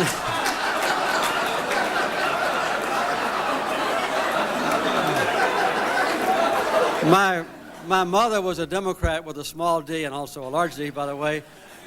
And the first question she got after I had made what I thought was a beautiful inaugural address and so forth was, "Miss Lillian, aren't you proud of your son?" And Mama said, "Which one?" Well, that was kind of our introduction to the White House. And I think it's good for us to think back on the awe-inspiring feeling that I'm sure each one of us has had when we moved into this mansion. It's been a part of the life of every president. George Washington conceived it, helped to design it, supervised its building, as you know. And since then, all of us have lived here. When it was built, it was the largest house in America. In the last few days, I've asked several people, what do you think is the most famous building in the world? One said the Taj Mahal. Another one said Buckingham Palace. The rest of them have said the White House. Rosa and I, since we left the White House, have visited 120 nations. And in those countries, the White House is the center of our lives. Quite often they'll say, the White House said this or that. And they can't escape the influence of the decisions made here by the men who have served here. I think the White House is special because, as Jerry Ford said so eloquently, it's a combination of things. It's a place to work. Every president since John Adams has had an office here. Abraham Lincoln filled the entire place up with office seekers, as you know, and finally limited them just to the first floor alone. And to go into the rooms and see a small desk that Thomas Jefferson made himself and carried on the back of his horse when he rode from one place to another, or to know that a certain chair or desk was used by a president, to go into the map room and see where Franklin Roosevelt and Winston Churchill planned the strategy of the Second World War, or to know where Harry Truman said his prayers or where Richard Nixon said his, is to bring back a realization of the power of this place. It is a center for awe-inspiring power. Sometimes American people perhaps exaggerate the power that's concentrated here. One of the first things President Truman said was his biggest surprise was he gave an order and nothing happened. I think all of us have experienced that too, but I had a lot of very ambitious people come to see me who had helped me in my campaign from Georgia and other places. They would come into the Oval Office and they would sit there literally inarticulate. They could not say a word. They would open their mouth and no sound would come out. Just being in the Oval Office. I wish more people had been affected that way while I was president. But then they would go to my staff members and tell what brought them up here from Iowa or from Georgia that they wanted me to grant for them. I think it's very obvious, too, that this is a place of unforgettable personal memories for us. Rose and I moved here when Amy was just 9 years old. And we had our son Jeff and our son Chip who lived here with their wives. And after we had been here only a month, Chip and his wife presented us with a grandson named James Earl Carter IV. And he was basically raised by the White House stewards. And when James came back this past April because of a gracious invitation of President Clinton, and who invited all of the previous stewards to come back to their duties here, many of them had retired, and to see the tears shed when they embraced little James, who's now a senior in college, was indeed heartwarming. We enjoyed our life here. This afternoon, I had a press conference. On my own volition, as a former president, as one who has helped to conduct elections around the world, in countries where democracy was threatened or in countries where a dictatorship was being replaced by freedom. And I've seen troubled elections. This is an unaccustomed event for Americans. But I think that all of us should remember that our system will prevail, that our nation is so great, so strong, and the tradition is so embedded in the consciousness of all leaders here that we will survive this present uncertainty about the outcome of the election. I had 2 or 3 questions. The last question was, don't you think it's strange and ironic that, considering what's going on in Florida, that you and Bill Clinton will be attending an event tonight with Gerald Ford and George Bush? And I responded, I think that's a vivid demonstration of what the White House and service in it means to all of us. Because this is a transient question that has to be answered. All of us have had varying degrees of experiences here. Chuck Robb appeared tonight in the midst of all the former presidents. We congratulated him on his great service as a senator. We condoned his recent loss, and we said, look around at Gerald Ford, at Jimmy Carter, at George Bush, at Bill Clinton when he was governor, at Lady Bird Johnson, whose husband was thought to be victorious in Texas in 1941. All of us lost. So we've learned to experience personal losses,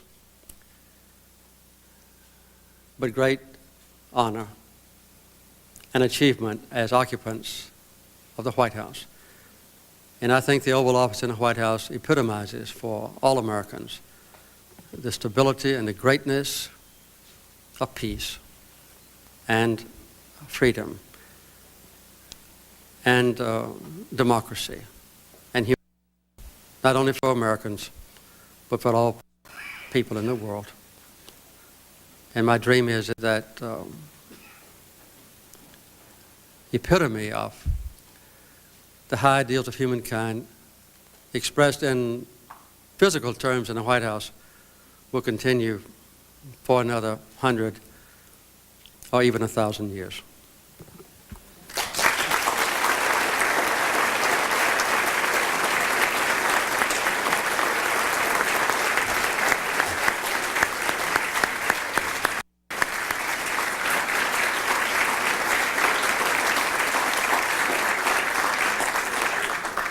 I think all these people speak better out of the White House than when they were here, right? The quality keeps going up. Thank you very much, President Carter. And now, President Bush, and I must say on tonight, I think President Bush and Barbara Bush added a chapter, once again, of great grace under pressure. I'm sure their hearts and their minds are somewhat in turmoil and divided on this night, but they have come and they've honored us in this moment. And it's really kind of special. You know, a couple of years ago, when I first suggested to President Bush that we would have a commemoration of this sort to mark that day when John Adams moved into the White House and opened it up, I had no idea he would try to emulate John Adams to the point of having his son run for president. But these things do happen that way. And President Bush, your turn.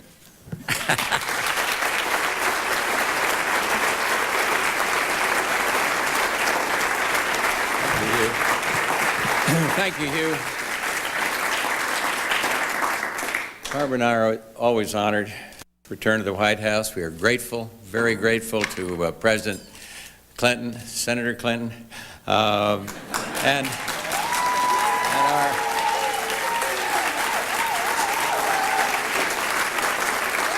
we probably ought to single out their secret weapon here, right here in the front row, their daughter, Chelsea. And just say it is terrific to be here. I want to thank Hugh, Seide, all with the Historical Association, of course Gary Walters and this wonderful White House staff, and all who organized this evening's festivities in what is probably the worst breach of protocol ever. I got permission from President Clinton to leave because he said I'd rather be somewhere else. I'm supposed to be leaving for Spain from Dulles at 11:15. So with your permission, Mr. President, after these remarks, if I can make a graceful exit and leave Barbara to handle all the rest of the stuff for the Bush family. But in 1992, Barbara and I had the great pleasure of hosting the celebration surrounding the 200th anniversary of the laying of the White House cornerstone. Shortly after that occasion, President Reagan came to the White House to receive the Medal of Freedom, and referring to the laying of the cornerstone in 1792, joked that my back is still killing me. Think about it. One of the most gracious men to occupy this house, kinder and gentler, if you will. Our thoughts are with Ronald Reagan tonight and his beloved Nancy. And what a joy to see Lady Bird Johnson here, my heavens. And these other men and women who have called this majestic building home. It might be strange to think of the White House in those terms, but that's exactly what it is to those who have been called to serve here. In this most public of government buildings, amid the ecstasy and agony of history, exists a genuine family home.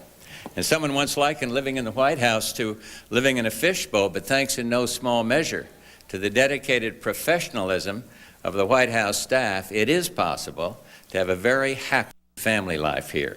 And it is possible to protect one's privacy.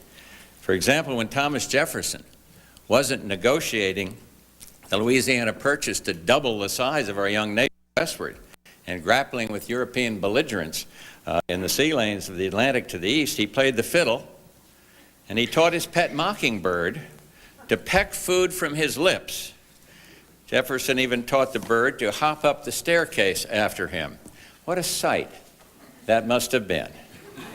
And here, too, Harry Truman set in motion the events that would secure the Allied victory in the twilight of World War II and set in place the foundation of a policy of containment in the early dawn of the Cold War, even as he dealt with the nocturnal mischief by the infamous White House ghosts. And for the record, in the best of the American spirit, even the haunting in the White House was bipartisan. John Quincy Adams and Abraham Lincoln from the Federalist Republican tradition, and Andrew Jackson and Polk, James Polk, for the Democrats, all reportedly gave Harry hell. Now, as for President Adams, when he first opened the doors here to do the country's business, not only were the conditions he discovered primitive at best, but there was no official White House staff to assist him. It would be a cold and lonely winter for the mansion's first resident. Complicating an already trying circumstance for Adams was the fact that following the election of 1796, he was the only president forced to serve for the vice president from an opposition political party.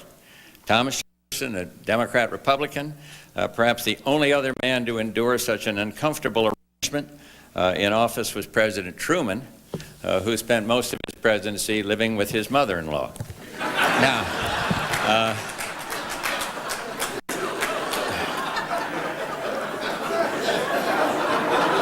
speaking of election outcomes, as this year's presidential contest wound down, much was made in the media of this potential historical parallel between the Adams and Bush families.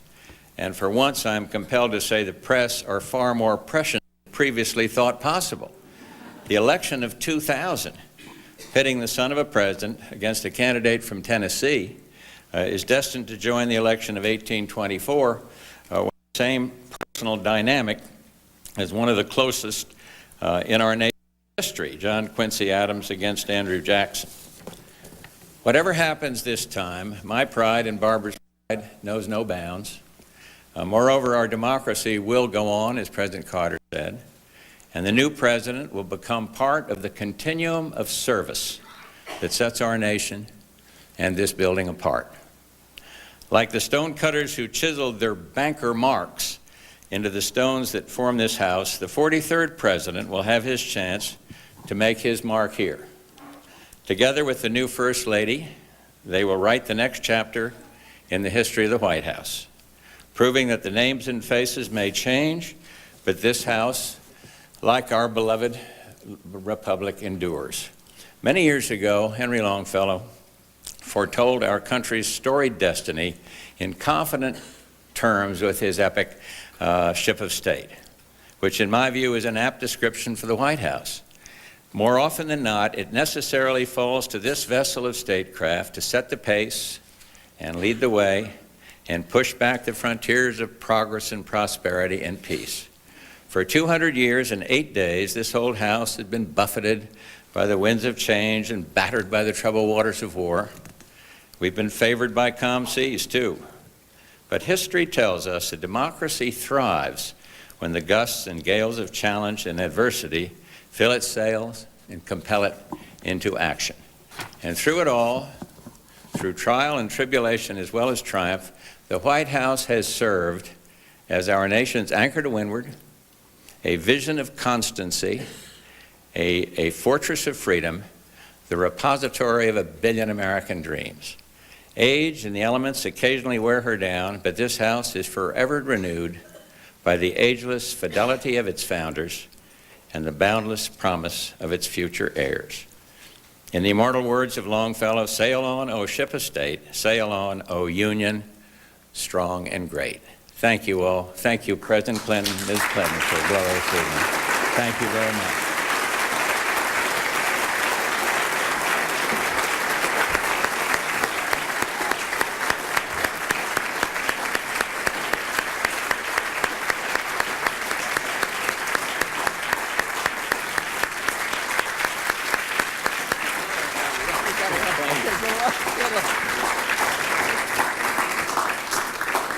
I think he's probably heard of a couple ballot boxes in Madrid. He's on the way to Spain there. That's right. And now it's our host's turn, President Clinton. Now he faces one more formidable task that perhaps is not on the agenda for a president winding down his time, and that's he's going to have to face the world without Air Force One. And I have heard the testimony of many who have left, and it's no small hardship. But I think he'll make it. You know, over these years, I've talked to the president, not that much, but every time, somehow we've talked about history, of walking down the corridors among the portraits of the great people that had preceded him and learning the stories of their successes and their trials. And I remember one evening where he took us in, a group of us, around his study desk, which was Ulysses Grant's cabinet table, and explained that each of the cabinet officers sat around there and they had one drawer for the papers, one little drawer, in a nation that was suddenly becoming a huge industrial power. Well, we've gone a long ways from there. And I remember President Clinton saying, I've changed my mind about some of these people. Once you're here, once you're in this, the world seems different. And so, President Clinton, tell us a little about it. Thank you.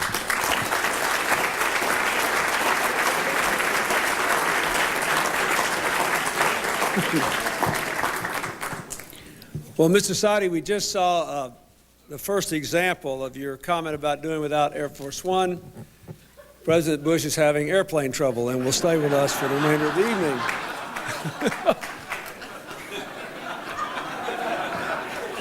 Actually, you know, I've commiserated with all these people about what our new life is about to be like, and I understand that the worst part of it is that I will be lost for the first 4 months whenever I walk into a room because no one will be playing a song anymore. I want to thank Lady Bird Johnson and President and Mrs. Ford, President and Mrs. Carter, and President and Mrs. Bush for being here. I thought that joke about Harry Truman living with his mother-in-law was particularly apt, since my mother-in-law is upstairs at this very moment. And she has agreed to let me live with her for the next 2 years when I'm in Arkansas trying to build my library. I, like previous speakers, would like to acknowledge President and Mrs. Reagan and say that we miss them and we wish them well. I'd also like to acknowledge a person who's been a particular friend of Hillary's and mine these last 8 years, who suffered 2 losses in her family recently and could not be here tonight, but whom we care very much about, Margaret Truman Daniel, and we're thinking of her and wish her well. I would like to thank Senator and Mrs. Robb for being here and for their service to America. And I'd like to thank you, General Eisenhower. Thank you for coming. We're honored to have you here. And Ethel Kennedy, thank you for coming. And other members of President's families.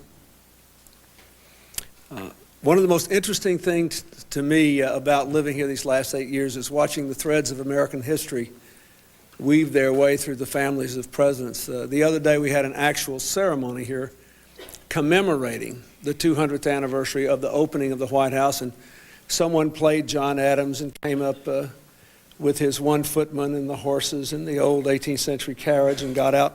And then we had a little reception for all the Adams family members in the direct line of John and John Quincy Adams who were here.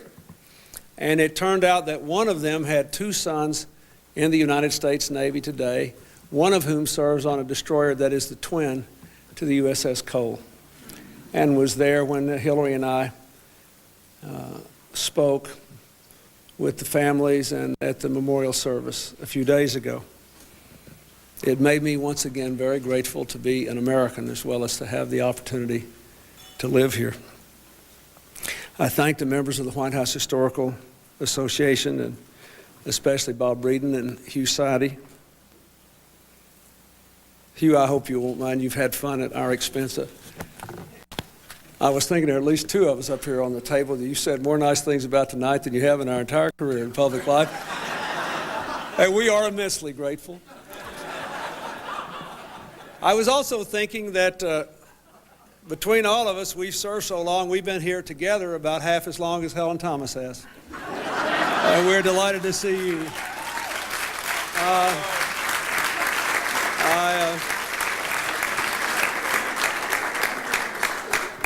I want to thank the members of the Marine Band. You know, I was a band boy in high school, which if you were from Arkansas and over 6 feet tall was a bad thing to be. But I loved music from the time I was a child, and I think I would be fair to say that I doubt if any president's ever enjoyed the Marine Band as much as I have. I have loved every encounter I've ever had with them, and they are absolutely magnificent.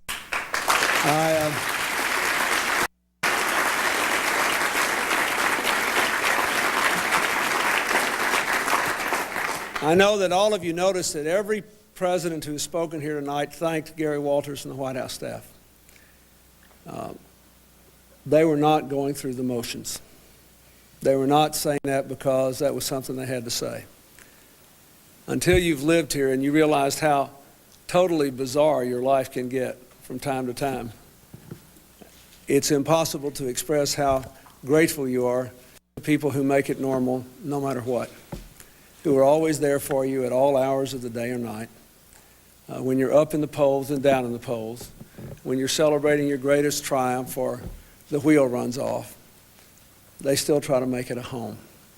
And then when you have to get out and make it a public place simultaneously, they do that as well. So, Gary, from you to all the people that are down in the basement tonight, keeping the lights on, making sure that the temperature works, all the people that you never see, to all these wonderful people who served our dinner tonight, we thank you from the bottom of our hearts. Thank you. Thank you.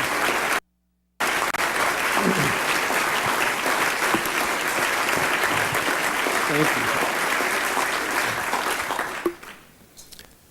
History tells us that even as the city's planners debated the final design of this house masons laid its stone foundations 4 feet thick. Like our nation's founders, these men were building a monument to freedom that they wanted to last. Now, over the course of 2 centuries, as all of you know, and we've seen some references tonight, this old house has withstood war and fire and bulldozers, just as its inhabitants have faced a stern test or two. In this remarkable audience are former residents, historians, and others who have very little to learn about the White House. But I thought I would use, if I might, the story of the East Room, where we are now tonight, as just a metaphor. You've already heard that Dolly Madison cut down George Washington's picture here. And you may remember that it was said that the East Room began its existence as Abigail Adams' laundry room. But it was soon after that Thomas Jefferson, old with Meriwether Lewis, unrolled maps on the floor amidst animal skins to plan what became known as the Lewis and Clark expedition on this very floor. Whether you agree with all of Thomas Jefferson's policies or not, it's interesting, just in buying Louisiana and doing the Lewis and Clark expedition, he helped to make us the great continental nation that we are today. Now, a few years after that, President Lincoln introduced Ulysses Grant to well-wishers. You may remember that a lot of people in Washington didn't like General Grant. He was 5'4", unimposing. He forgot to shave on some days when he was more interested in battle, and he was said to enjoy drink from time to time.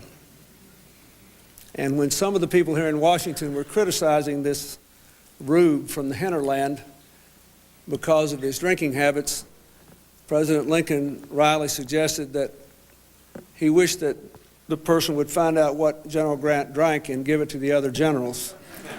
It might end the war more quickly. In fact, that was one of many things that were untrue. There's not a single documented evidence of Ulysses Grant ever being drunk on the job. I thought I would use this historic moment to clean his slate a little bit. But anyway, Grant was a little guy, and they were mobbing him here in this room. So he did something that I'm not sure I would have the courage to do. He jumped up on the sofa and stood there so that he would not be completely overrun by the crowd. It was here, more tragically, that just a couple of years later, Abraham Lincoln lay in state. And here, quite fittingly, a century after that, President Lyndon Johnson signed the Civil Rights Act, one of the most important American acts of the last 50 years.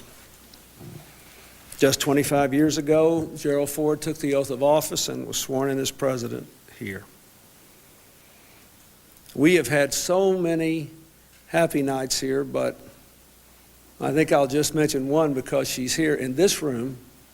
Not so very long ago, we celebrated the 50th anniversary of the North Atlantic Treaty Association, the embodiment of our commitment in the Cold War to stand against communism.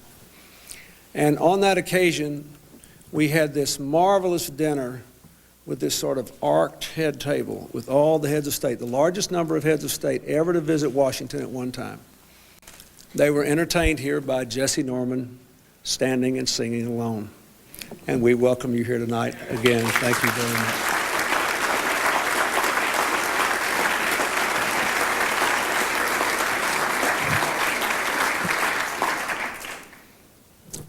This place is a thrill to live in. You heard President Carter say that he told them he wanted to eat the things that the staff was eating, as it turned out. When I came here, we asked them to redo the kitchen so we could have dinner in the kitchen at night. And just about every night for 8 years, Hillary and Chelsea and I have had dinner in the little kitchen upstairs, which is interesting how low standards have sunk. Until Jackie and John Kennedy moved here, the first family came downstairs to dinner every night in a formal dining room for 160 years. Who knows, maybe the next crowd will be eating on the roof. We have enjoyed being in the solarium where President Reagan convalesced after he was shot. We have family and friends there. And I spent a lot of my evenings alone working in the treaty room, as you just heard from Hugh Sidey, on the great walnut table that President Grant used for a cabinet table. Shortly thereafter, it was used in that same room, which was Abraham Lincoln's waiting room, as the table on which the treaty ending the Spanish-American War was signed in 1898. Thereafter, it became known as the treaty table, and every single treaty signed in the United States in 102 years has been signed on that table. President Carter's Camp David Accords, the treaty signed by Yitzhak Rabin and King Hussein of Jordan, ending the war between their two nations. It always reminds me that I am a temporary resident. Hillary and Chelsea and I will be forever grateful to the American people for letting us make the White House our home for what was, I find amazing now, 40% of my daughter's young life. From the day we moved in, Hillary devoted herself to preserving the White House, to the restoration of public rooms, to the selection of the bicentennial china we use tonight, to installing sculpture in the Jacqueline Kennedy Garden. I thank her for the work she has done to make this a more vibrant living museum than ever. I thank Mrs. Carter and Mrs. Bush for the work they did, which Hillary was able to help complete, to adequately endow the White House Endowment Fund so that this house and its collections will be better preserved for all future visitors, and so that all people who come here will better understand our nation's past. Now soon, we too will be part of that past. When I leave here, as we all must, I will depart with a great sense of gratitude. I'm being helped along the way by all my friends who are determined to keep me humble and grounded. The other day, I went to a meeting of the bishops of the Church of God in Christ, and I thought I was being quite clever. I got up in front of these 400 bishops and I said, I wanted to come here today because I wanted to be among some leaders who aren't term limited. And the head bishop got up and said, oh, Mr. President, we're all term limited.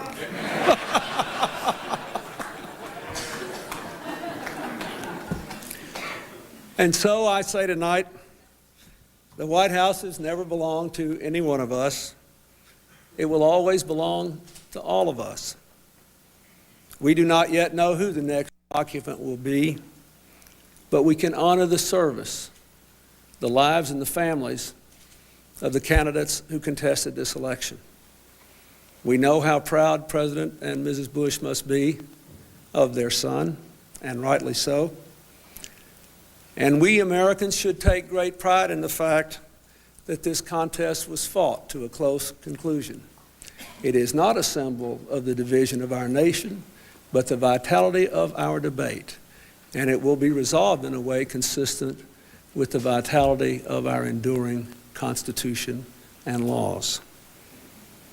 I think tonight of the words of an Englishman, Charles Dickens, who visited here in 1842. Listen to what he said right after he attended one of the functions that they then called levees. Where I come from, that holds in the Mississippi River. But for years in the 19th century, the receptions that presidents regularly held were called levees. He walked through the White House listening to the Marine Band play, marveling at the crowd assembled. And here is how he described the event in his American notes. Every man, even among the miscellaneous crowd in the halls who were admitted without any orders or tickets to look on, appeared to feel that he was part of the institution. Well, that's still the way it ought to be. Every one of you, from the wealthiest to those who could not be called wealthy, of whatever race or region, whatever your background, whether you're dining here or working here, you are a part of the institution. You are the center of the nation. The most important title in this house has ever been citizen. It is, after all, why we're still around here after 200 years. Thank you. and God bless you.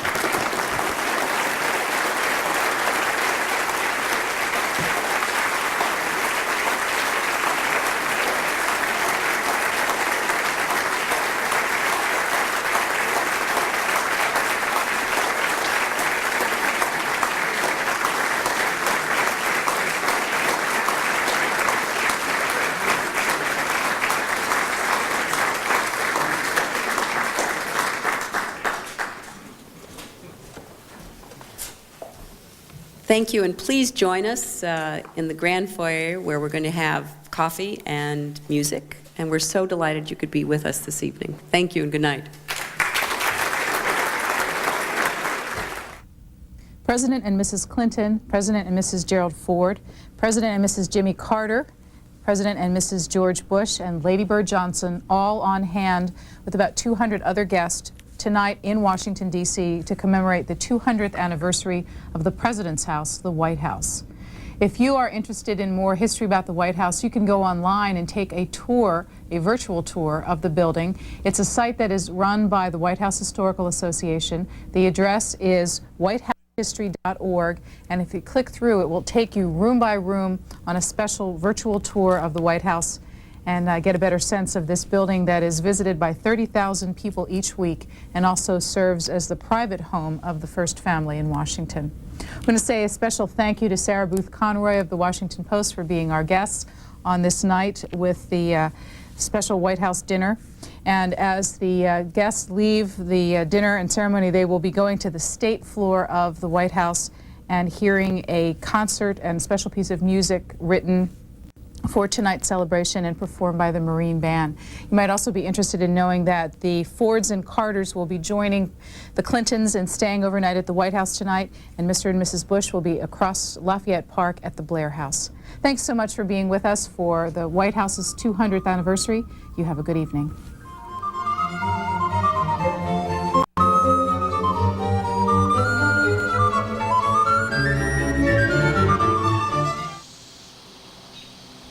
The President's grave is a gateway to American history, and who's buried in Grant's tomb is